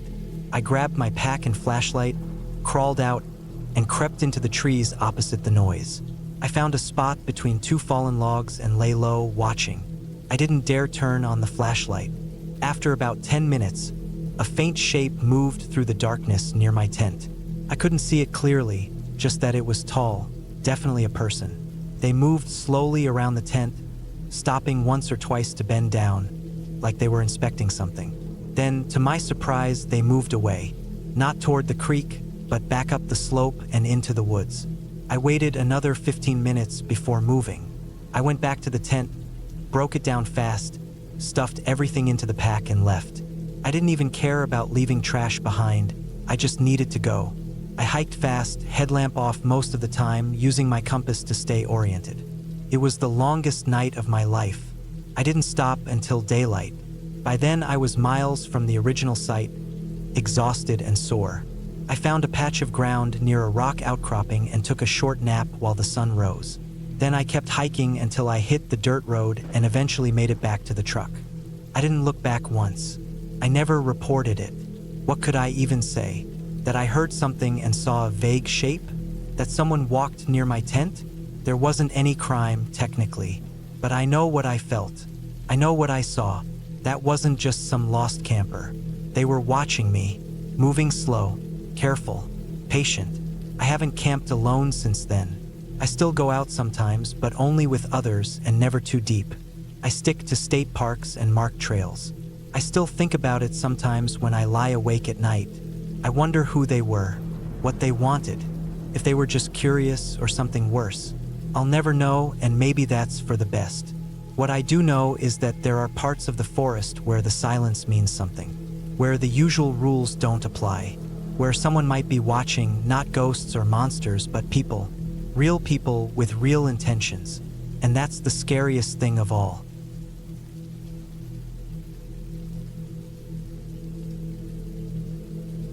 I was 31 when I decided to take a solo camping trip in the summer of 2022. I lived in Southern Oregon at the time, in a small town called Glendale, working remotely as a freelance survey technician. Most of my days were spent staring at maps and topography lines on a screen. I had gone camping a few times growing up, mostly with my uncle and cousins, but never truly by myself. That summer, I'd been feeling burnt out and anxious from the isolation of working from home, and I thought being out in nature for a few days might help clear my head. I didn't want to go anywhere too crowded or well-known. After doing some searching online, I came across an old blog post about a place called Little Rock Lake, deep in the Fremont-Winema National Forest. The article mentioned that it was remote, not maintained anymore by the Forest Service, and rarely visited. That was perfect for what I wanted: peace and quiet, no cell service, and a chance to completely disconnect. I packed everything I thought I'd need: tent, sleeping bag, 2 coolers of food and water, a portable stove, some basic fishing gear, bear spray, a knife, and an emergency satellite beacon just in case. I also brought a paper map of the area since I couldn't rely on my phone out there. It was a 3-hour drive from Glendale, most of it on back roads, and the last stretch was a winding dirt path full of potholes and fallen branches. I didn't see another car for nearly an hour once I turned off the highway. When I finally reached the spot marked on the map, there wasn't much to it. A clearing just big enough to park the truck, and a faint path that led into the trees. No signage, no designated campsites, just a thinning of pine trees and an overgrown trail. I left the truck tucked behind some brush and followed the path with my gear. After about 15 minutes of walking, I saw the lake, small, surrounded by dense forest and completely still. It didn't even look like the wind ever touched it. There was a clearing along the shore, just big enough to pitch a tent. I set up camp and spent the rest of the evening organizing things, collecting firewood, and fishing off a log that jutted into the water. I didn't catch anything, but it didn't matter. The air smelled like pine and damp earth. The only sound was the buzzing of insects, and the last bit of sunlight made the lake look like glass. I felt better almost immediately. When night came, I sat by the fire, ate a can of soup, and stared at the flames until the cold made me crawl into my sleeping bag. The first night passed without anything unusual. I woke up a few times because of how quiet it was. Too quiet. At home, I always heard distant cars or the hum of appliances. Out there, once the fire died, there was nothing but the occasional rustle of wind through trees or the distant hoot of an owl. Took some time to get used to. The next morning, I made coffee on the stove and ate granola while sitting on a flat rock by the lake. I decided to hike around the shoreline to see if there were better spots or maybe trails leading elsewhere. I brought a small backpack with water, a snack, and a whistle. The terrain around the lake was rough, with thick undergrowth, fallen logs, and uneven rocks. I moved slowly, trying to make sure I didn't twist an ankle or lose track of my location. About an hour into the hike, I found something strange. It was a large tree, split down the middle and blackened at the base like it had been hit by lightning. But the surrounding trees were untouched, and there hadn't been any storms in the area for weeks according to the forecast. Around the tree were dozens of small, broken branches stacked in what looked like a pattern, a wide circle. It didn't look natural. I crouched down and poked at them with a stick, but didn't touch anything with my hands. My first thought was that someone had camped there a while ago and made some sort of fire ring or marker, but there were no ashes, no trash, nothing else. I took a few steps back and looked around. I didn't see any footprints or signs of people, but I felt something then, a weird weight in my chest, like someone was standing behind me. I turned around, but there was nothing there, just forest. I stood still for a while, trying to make sense of the feeling, but it didn't go away until I walked away from the spot. Back at camp, I tried to shake it off. I told myself I was just spooked because I was alone and not used to that level of silence. I spent the rest of the day reading a paperback, trying to fish again, and adding more wood to my supply. That night, I made a small fire and watched the stars come out, trying not to think about that split tree. But something changed that night. I woke up around 2 a.m. to a sound soft but steady. I lay completely still in my sleeping bag, listening. It was like a thudding or maybe footsteps, but they were irregular. Not close, not right outside the tent, but out in the woods. I couldn't tell the direction, and it stopped after maybe 30 seconds. I didn't hear anything else, but I didn't fall back asleep for a long time. The next morning, I walked around the immediate area, looking for anything out of place. I didn't find tracks or signs of animals, but I did notice that one of the smaller branches I'd collected and leaned against a stump was now on the ground, broken in half. It could have been nothing. Maybe it fell or I'd stepped on it earlier without noticing, but it made me uneasy. I thought about leaving, but I also didn't want to seem paranoid. I told myself it was just forest sounds, animals moving through the brush, maybe deer. I stayed another night. That was the worst one. It was around midnight when I heard it again. Footsteps, this time closer, slow, deliberate. I sat up and unzipped the tent as quietly as I could. The fire had burned down to embers, but the moon was bright enough to see silhouettes. I scanned the trees, heart pounding, holding the bear spray in one hand and the knife in the other. I stayed like that for at least 10 minutes. Then I saw movement, just a flicker at the edge of the trees, something ducking behind a trunk. Not an animal. It was too upright. I stayed frozen, every muscle in my body locked. My mouth was dry, and I felt sweat run down my neck despite the cold. Whoever or whatever it was didn't come closer. After what felt like an hour, the forest was still again. I didn't sleep at all. I kept the knife beside me, the bear spray in my hand, and waited for sunrise. As soon as it was light, I packed everything up. Tent, gear, coolers, everything went back in the truck. I didn't even eat breakfast. I just got out. The drive back felt endless. Every time I turned down a stretch of road, I kept checking the rearview mirror. I didn't see anyone following, but I couldn't shake the feeling that someone had been watching me. When I got home, I looked up reports of missing people or strange encounters in that area. I didn't find anything, just old blog posts, trail reviews, and a few articles about forest fires years back. I still don't know who or what was out there. Maybe someone living off-grid. Maybe just a hunter passing through who didn't want to be seen. But I know what I saw. Something upright, something aware of me, and something that didn't want me there. I haven't gone camping since. I still spend time outside, but I stay close to towns now. I'll walk forest trails, sure, but I always go with a friend, and I never go off-trail. That trip changed the way I think about solitude. I wanted peace and quiet, but what I got was something else entirely. There was no moment of confrontation, no final scare, no dramatic escape. But what happened was real, too real, and that's what makes it stick with me. Not the silence of the forest, but the feeling that I was never truly alone out there.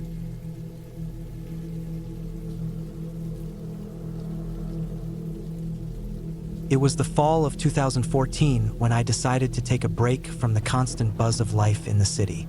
I was 32 at the time, single, and working long hours in IT. My days had become a blur of screens, deadlines, and emails that never stopped coming. I felt burnt out and restless. So when a friend mentioned a cheap rental cabin in the woods upstate, tucked near the edge of Pine Hollow Preserve, I took it as a sign.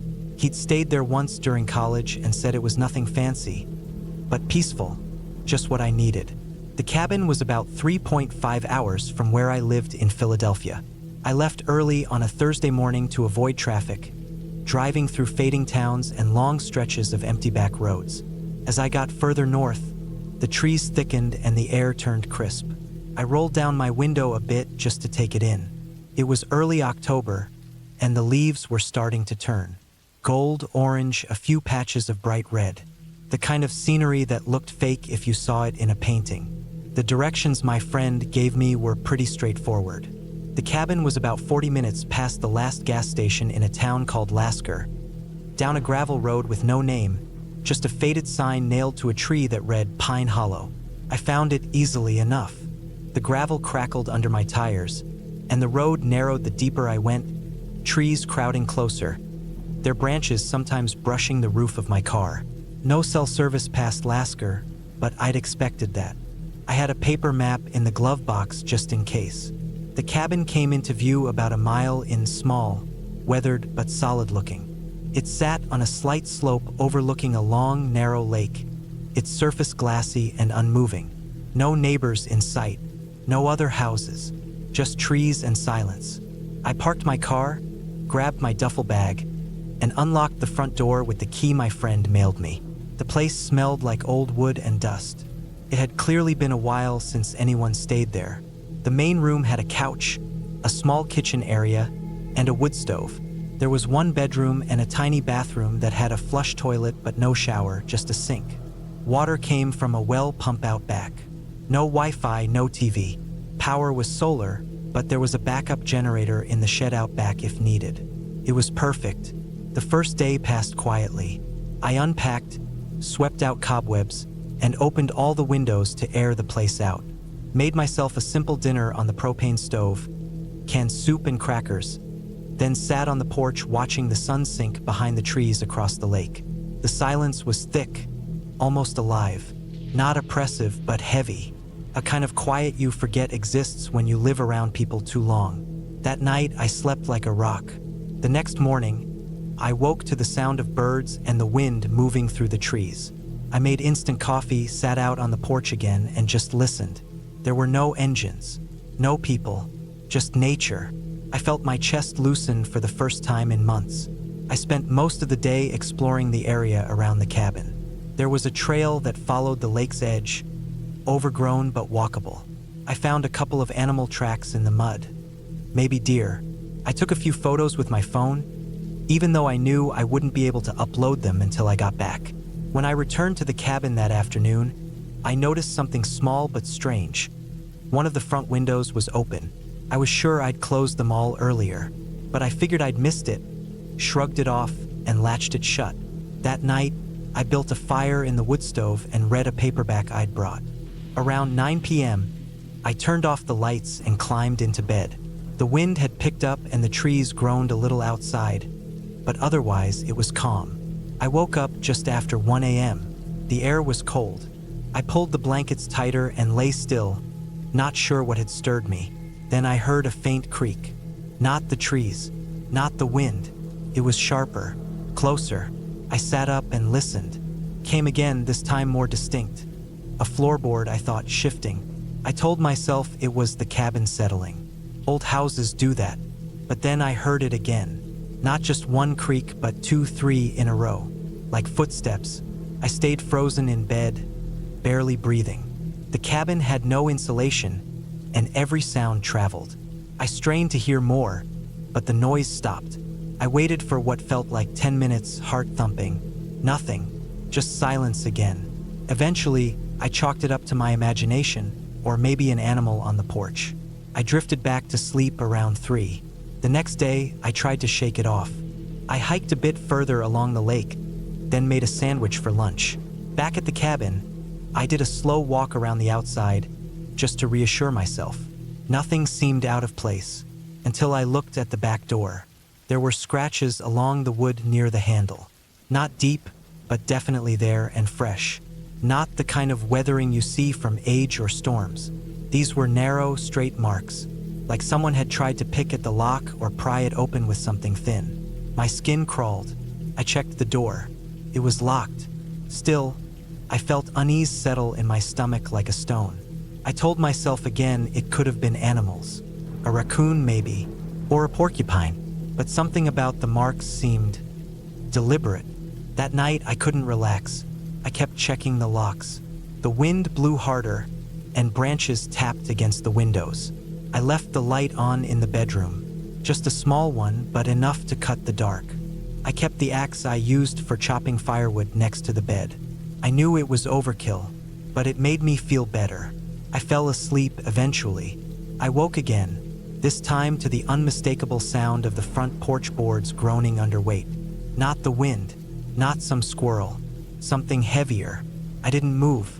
I listened, heart racing, to the steady crunch of weight shifting on old wood. Pause. Another step, then another, right outside the door. I waited, barely breathing. Then nothing. Minutes passed. I stayed still. When the sun finally rose, I got up and opened the front door. The porch was empty. No sign of anything. No footprints. But I knew what I'd heard. That was the day I decided to drive into Lasker and buy a set of trail cams. I figured if it was an animal or someone, I'd know for sure. I made the drive, picked up 3 cams, batteries, and a couple of protein bars for good measure. I was gone maybe 3 hours.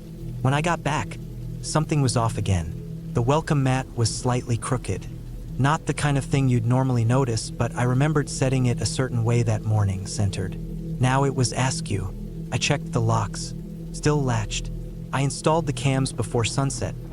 One facing the back door, one overlooking the front porch, and one pointing down the trail leading to the lake. I set them to record movement. That night, I barely slept. The following morning, I checked the footage. Front porch cam, nothing. Back door cam, nothing. Trail cam, movement at 2:17 a.m. I replayed the clip. First, it was just the trees swaying. Then a figure appeared. A man. He stepped into frame slowly, half-crouched, moving with intent. He wore dark clothes, a hood pulled up, and gloves. He moved off trail and toward the trees, heading in the direction of the cabin. But the clip ended before he came close enough to be seen clearly. I watched it a dozen times. I didn't call the police. I should have. But what would I say? That a guy walked near my cabin in the woods? I didn't even have a plate number. And there was no service anyway. I could have driven back into town, but something made me stay. Pride, maybe, or stubbornness. I decided I'd give it one more night. Just one. I kept the axe by the bed again, set up a few makeshift noisemakers, tin cans strung with fishing line, across the porch and near the back. Anything to give me a heads up. That night, it was quiet for hours. Then the cans rattled. Not a gust, not a bump. They rattled. I jumped up, turned on every light in the cabin, and stepped to the door with the axe in hand. I didn't open it, just stood there, heart hammering, listening. Footsteps again. This time, slow, deliberate, circling the cabin. I didn't sleep at all. When the sun rose, I went out. The cans had been tripped, the line pulled taut. Boot prints in the dirt. Size 11 maybe, fresh, leading around the cabin, then veering off into the trees. I packed my things, left the cams where they were. I drove out of Pine Hollow without looking back, heart still pounding hours later. 2 days later, I got a call from my friend, the one who recommended the cabin. He told me to check the footage when I got home. He'd seen something on the news. A man had been arrested in a town 30 miles from Pine Hollow. They found him squatting in a hunting shack. He had tools, gloves, and a long record breaking and entering, stalking, assault. No one had known he was in the woods. No one had seen him until he tried to break into a ranger station during the night. I checked the footage again. It was him. Same build, same clothes. I was lucky. He never got.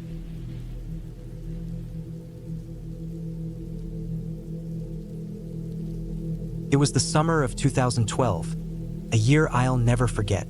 I was 24 at the time, living in a small town in Oregon, far away from the busy city life I had grown tired of. I needed an escape, something to clear my mind after a tough few months of work and stress.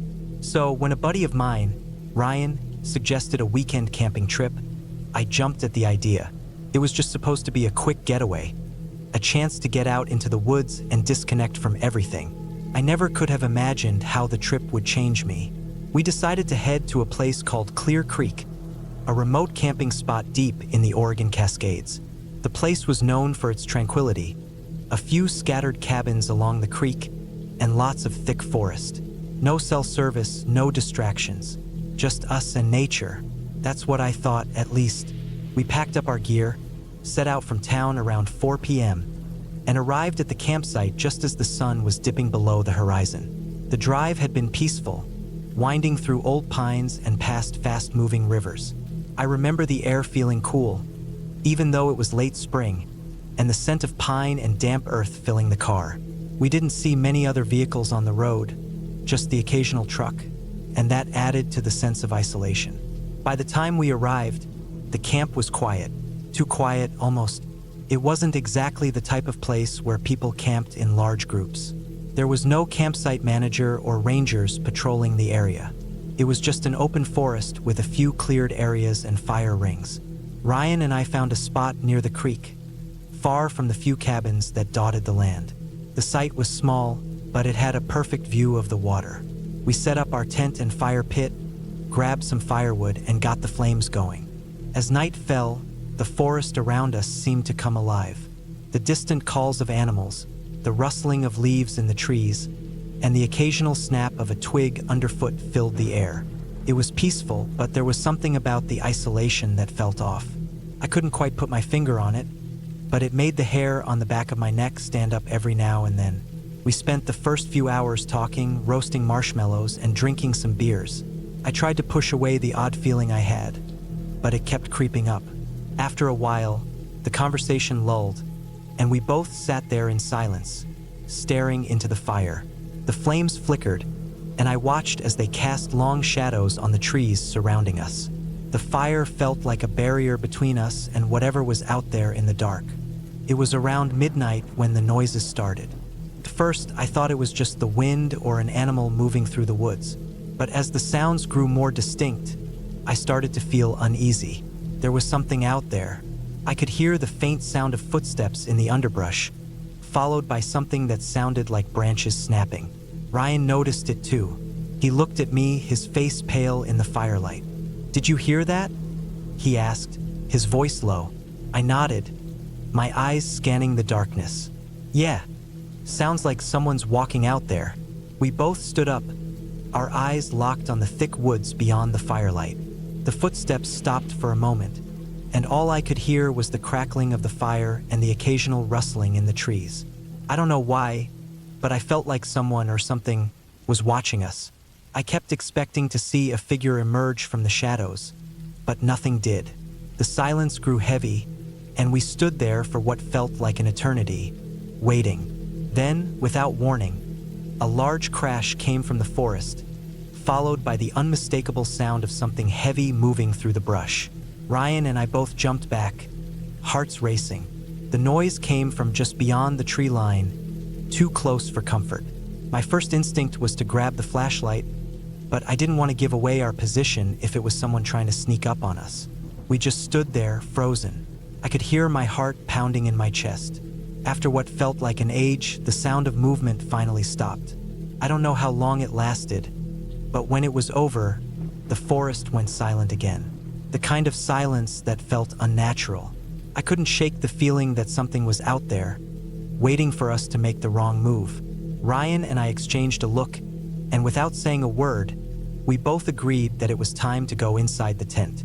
We quickly doused the fire, grabbed our things, and zipped up the tent, leaving the outside world behind. Inside, the temperature dropped, and the shadows cast by our headlamps danced on the walls of the tent. We tried to ignore the gnawing feeling of unease that had settled in our stomachs. There was no talking about what had happened. We just lay there, staring into the darkness, listening for any more sounds from outside. As the hours ticked by, I could hear Ryan's breathing slow down, his deep sleep settling in. But I couldn't sleep.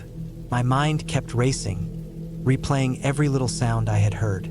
I kept picturing something, someone, moving outside the tent, waiting for the right moment. Felt like we were being hunted, like we weren't alone. Eventually, around 3 a.m., the sounds returned. I heard them faintly at first. More twigs snapping, more rustling, but this time it was closer, much closer. It was as if whatever it was circling us, moving through the underbrush just beyond our tent. The sound of something heavy scraping against the ground sent a shiver down my spine. My breath hitched in my throat as I strained my ears, trying to figure out what was out there. Then, there was a new sound, something that froze my blood in my veins. A whisper, a soft voice. At first, I thought I was imagining it, but then it came again, clearer this time. It was low, unintelligible, but it was unmistakable. A voice, coming from the direction of the trees. I could feel my heart pounding in my chest as my mind raced. Who would be out there at this time of night? Why weren't they speaking clearly? Was someone trying to mess with us? I kept telling myself it had to be a prank, but deep down, I knew it wasn't. There was something about the way the voice came through, the way the sound echoed off the trees. It didn't feel right. I shook Ryan awake, my voice hoarse from fear. He stirred but didn't fully wake up. I grabbed his arm, shaking him harder. "Ryan, wake up. Something's out there." He groggily opened his eyes, his face still half turned towards the darkness outside the tent. "What? You're freaking me out." "No, listen," I whispered, my voice shaking. "There's someone out there." We both lay still, the tent trembling slightly in the wind, straining to hear. The whispering grew louder, closer. It was like someone was right outside the tent now, speaking in a language we couldn't understand. Ryan finally sat up, wide awake now. "Okay, this isn't funny. We need to get out of here." I felt my pulse quicken. "Do you have a weapon? A knife? Anything?" Ryan didn't answer. Instead, he grabbed his backpack and pulled out a small pocket knife, his hands trembling. I did the same, my fingers fumbling as I unsheathed my own knife. We sat there, listening to the voice grow louder and more frantic. The whispers had turned into incoherent murmurs, but it was clear something was wrong. We couldn't stay here any longer. We carefully unzipped the tent, trying not to make a sound. The cold night air hit me like a slap in the face. The forest outside was unnervingly quiet. There was no movement, no sound except for the distant hum of the wind. I peered into the darkness, but all I saw was the blackness of the trees, their silhouettes twisted by the faint light of the moon. "Let's go." "Now," Ryan hissed. We didn't need any more encouragement. We grabbed our bags and ran. We didn't know where we were going or how far we had to go to get away from whatever was out there, but we couldn't stay any longer. The forest felt like it was closing in around us, the trees like dark figures watching us. It wasn't until we reached the edge of the creek that we stopped, gasping for breath, our legs aching from the sprint. The only sound was the rushing water. We stood there for a few moments, not saying a word, just trying to catch our breath. After a while, we looked at each other, our faces pale with fear. We weren't alone out there, but whatever it was, whatever had been following us, whispering in the dark, it was gone. For now, we didn't go back to that campsite. In fact, we didn't go back to Clear Creek at all. The next day, we packed up and left as quickly as we could, the events of that night haunting us both. We couldn't explain what happened. There were no signs of anyone out there, no footprints, no broken branches, just the feeling of being hunted, of being watched. We never spoke about it again. Years later, I found myself back in Oregon, this time with my wife and kids. We were on a road trip through the Cascades when we passed by Clear Creek. I had to stop and take a look. I don't know why. Maybe I thought I could find some kind of closure. But when I got there, the place was different. The trees were taller, the creek quieter, but there was an odd stillness in the air. And when I looked down the path leading to the camping site, I saw something that made my heart stop. A figure standing at the edge of the forest.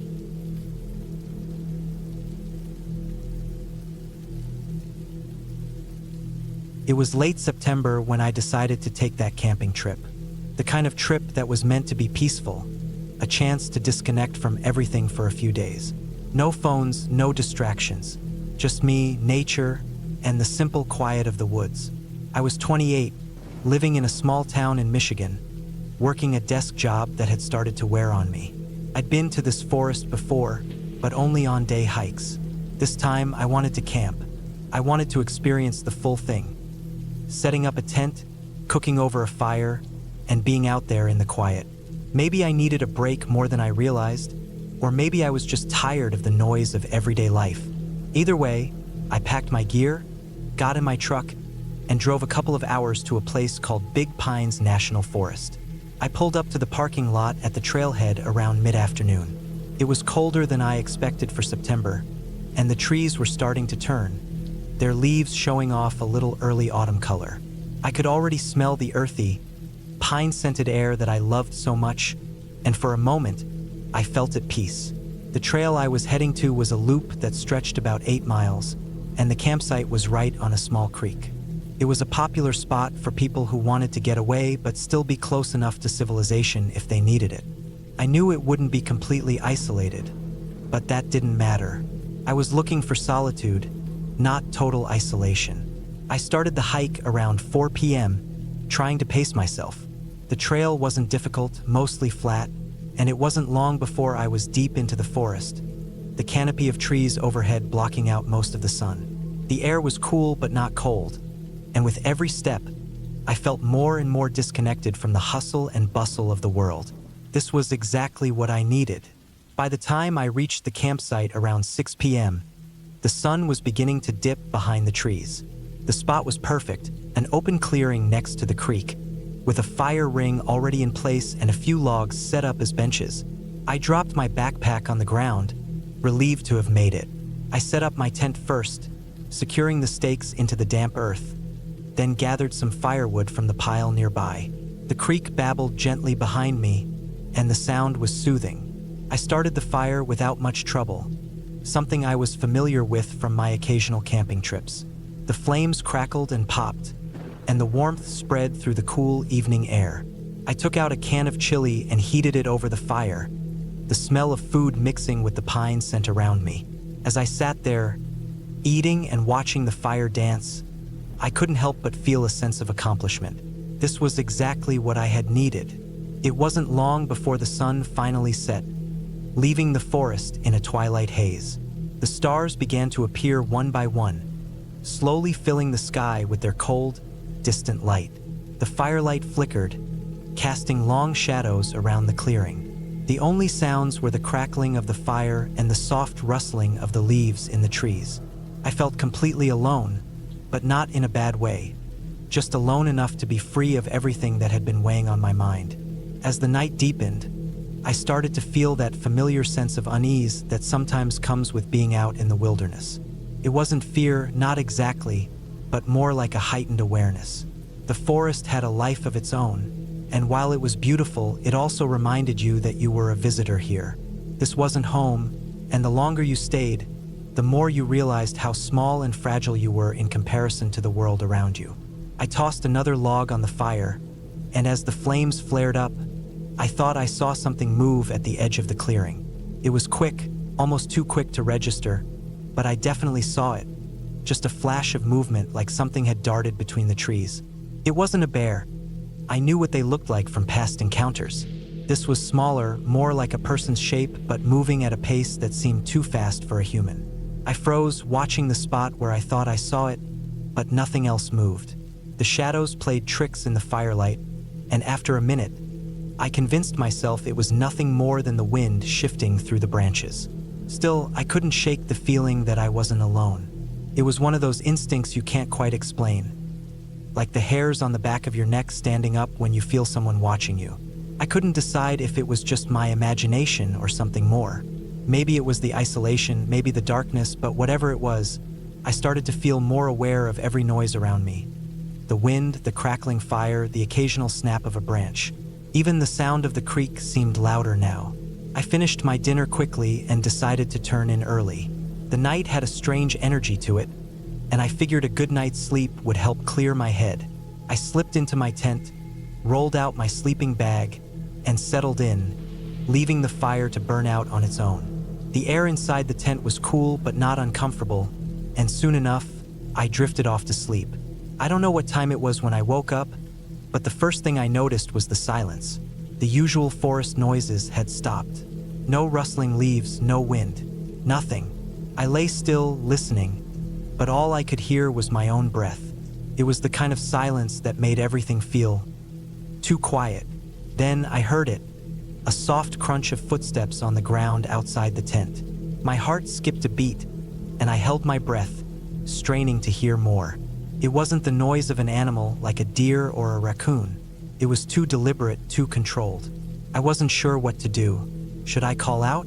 Should I confront whoever was out there? I didn't know if it was a person, but the possibility made my skin crawl. I reached for my flashlight, careful not to make any noise, and switched it on. The beam of light flickered in the dark, casting shadows inside the tent. Another crunch, this time closer. I froze, holding my breath again, trying to listen. The footsteps stopped, and for what felt like an eternity, everything was still. Too still. I couldn't move. I didn't know if I was being watched or if I was just overthinking it, but every instinct I had told me that something wasn't right. Then, just as I was about to convince myself it was nothing, I heard a voice. It was faint, muffled by the fabric of the tent, but it sounded like it was coming from the other side. I held my breath again. The voice sounded strange, almost like it was whispering, but not to me. It wasn't a normal whisper, though. It felt off, like it was trying to stay hidden. The voice faded away, and the footsteps started again. This time retreating, moving further back into the woods. My pulse was racing now. Whoever or whatever had been out there was leaving, but the dread didn't leave with it. I waited in silence for what felt like hours, but nothing else happened. Slowly, I unzipped the tent and stepped outside, shining the flashlight around. The clearing was empty. The fire had burned down to embers, and everything was still. Too still. I checked my gear, checked the perimeter, but I couldn't find anything. No signs of anyone or anything having been there, just the normal sounds of the forest slowly creeping back in. I didn't know what had happened, but whatever it was gone. I stayed up the rest of the night, too unsettled to sleep, keeping the fire going and the flashlight close. When morning finally came, I packed up my things quickly.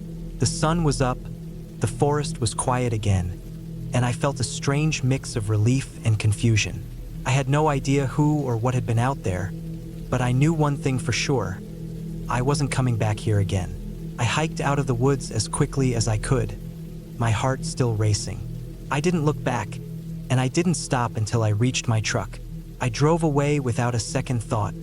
The woods now a memory I'd never shake.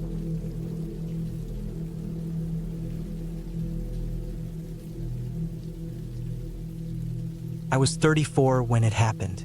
It's been years now, but I still think about it almost every day. The sounds, the cold, the way my stomach felt when I realized how badly I had messed up. I had no one to blame but myself. I made the decisions. I packed the gear. I ignored the signs, and I almost didn't make it back. This was in the summer of 2017. I had taken 2 weeks off from my job as a mechanic in Eugene, Oregon. I was tired of people mostly, the noise of the shop, the constant ringing of the phone, the fake smiles from customers who would turn sour over the smallest things. I needed out. I had been planning a long solo hiking and camping trip for a while, and I figured July would be perfect. I didn't want the usual trails. I wasn't looking for campgrounds, RVs, or guided tours. I wanted solitude. I wanted to test myself. I wanted something rough, something raw. That's how I ended up researching abandoned fire roads and forgotten trails in the Willamette National Forest. I found a forum post from a guy who had mapped out a trail called the Valley Cutoff, a narrow, overgrown fire route from the 80s that wasn't officially on any modern maps but still existed in pieces. He said it was quiet, isolated, full of wildlife, and not traveled anymore. He even included GPS coordinates. That was all I needed. I packed everything carefully. I had a sturdy 70-liter backpack, a one-man tent, a decent sleeping bag rated for 20 degrees Fahrenheit, a hatchet, a hunting knife, waterproof matches, a stove, freeze-dried meals, iodine tablets, a life straw, a few protein bars, and a loaded .357 revolver I kept in a padded side holster just in case of bears or cougars. My phone was charged, and I brought a solar charger, even though I knew I'd have no reception once I got deep enough. I also had a paper map, a compass, and a printed version of the forum guy's directions. I wasn't reckless. I thought I was ready. The trailhead was just past a closed-off service gate about 90 minutes east of Sweet Home. I parked my truck about a half-mile down the road at a pullout, hid it well under some tree cover, and started walking. The first few days were beautiful. The air smelled clean. I saw deer, squirrels, even a black bear at a distance, too far to be a threat. The trail was narrow and rough, just like I hoped. A lot of downed trees, thorny branches that tore at my sleeves, steep inclines that made my calves burn, but it was perfect. I made camp each evening beside a stream or a flat patch of earth, cooked over the stove, and stared at the stars until I fell asleep. No people. No noise. Just me and the forest. On the fourth day, I reached what I thought was the halfway point of the valley cutoff. There was a collapsed fire watchtower on top of a small ridge, rusted and leaning into the trees like an old skeleton. The view was amazing, though. I could see the entire valley below, dense trees for miles with a thin stream glinting in the distance. I felt invincible. That night, I camped just below the ridge near a dry creek bed. I set up the tent under a pine canopy, lit a small fire, and warmed up a pouch of chicken and rice. I remember feeling a little uneasy, like something was off, but I shrugged it off. The forest makes noises. Twigs snap, owls hoot. You get used to it. I told myself I was just tired. It was the fifth day when things started to go wrong. It started simple. I couldn't find the trail. I woke up, packed everything, and tried to follow the path the way I had marked on my map and GPS. But the trail just wasn't there. It was like it had vanished overnight. I walked in circles for an hour, thinking I had made a mistake, but I kept ending up at the same spot, the dry creek bed. I checked the map again. It didn't make sense. According to the GPS, I was exactly where I was supposed to be, but the ground in front of me was dense with brush and downed trees. The trail had been here. I had followed it to this spot, but it was gone. I didn't panic, not right away. I figured maybe a storm or a rock slide had shifted the trail. I decided to head downhill toward the stream I had seen from the ridge the day before. If I could follow that, I could eventually find a Forest Service road or a known trail. It was slow going. The terrain got worse the further I went. Thick underbrush, slippery rocks, dead branches that cracked underfoot. The slope was steeper than I remembered. I slipped more than once, scraping my palms and knees. After 3 hours, I finally reached the stream, but it was barely more than a trickle. Just muddy water between the rocks. And there was no trail, no sign of one, just endless trees. I made camp there that night, trying not to let frustration get the better of me. I had supplies. I had water. I wasn't in any danger yet. I'd rest, then try again in the morning. But that night was worse than any before. I heard something moving through the woods. It wasn't a bear. It wasn't even trying to be quiet. Heavy steps, branches snapping, then silence. Then again closer. It circled the camp. I stayed in my tent, clutching the revolver, waiting. I didn't sleep at all. Whatever it was, it never showed itself. But I knew it was there. The first light, I packed up and moved fast. I didn't eat, didn't stop. I picked a direction that looked downhill and kept walking. By noon, my legs were jelly. I started getting the sense that I was walking in loops. Every tree looked the same. I marked one with my knife, just to be sure, and 2 hours later, I passed it again. That's when panic set in. I sat down hard on a fallen log and let myself feel it. The tightness in my chest, the sweat, the heat of the sun. I was lost, totally lost. I pulled out my GPS, but the screen had gone black. Wouldn't turn on. I tried the solar charger, nothing.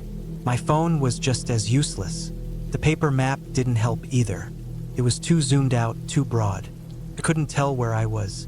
I screamed, just once, loud enough to scare birds into flight. It echoed and then nothing, just the quiet rustling of leaves. That night, I didn't set up the tent. I was too exhausted. I rolled out my sleeping bag under a thick tree trunk and lay there with the revolver resting on my chest. The noises came again, closer this time, more than one set of footsteps, but again, nothing ever showed. Just the sound of something or someone watching.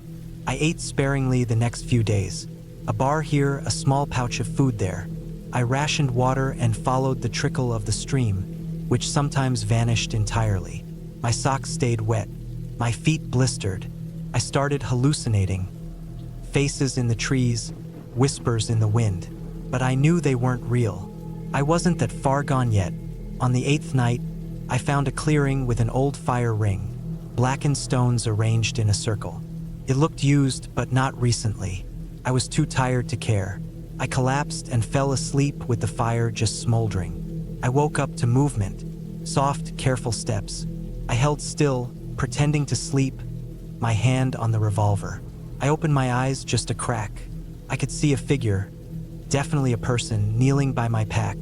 They were wearing dark, baggy clothes, a hood pulled low. Couldn't see a face.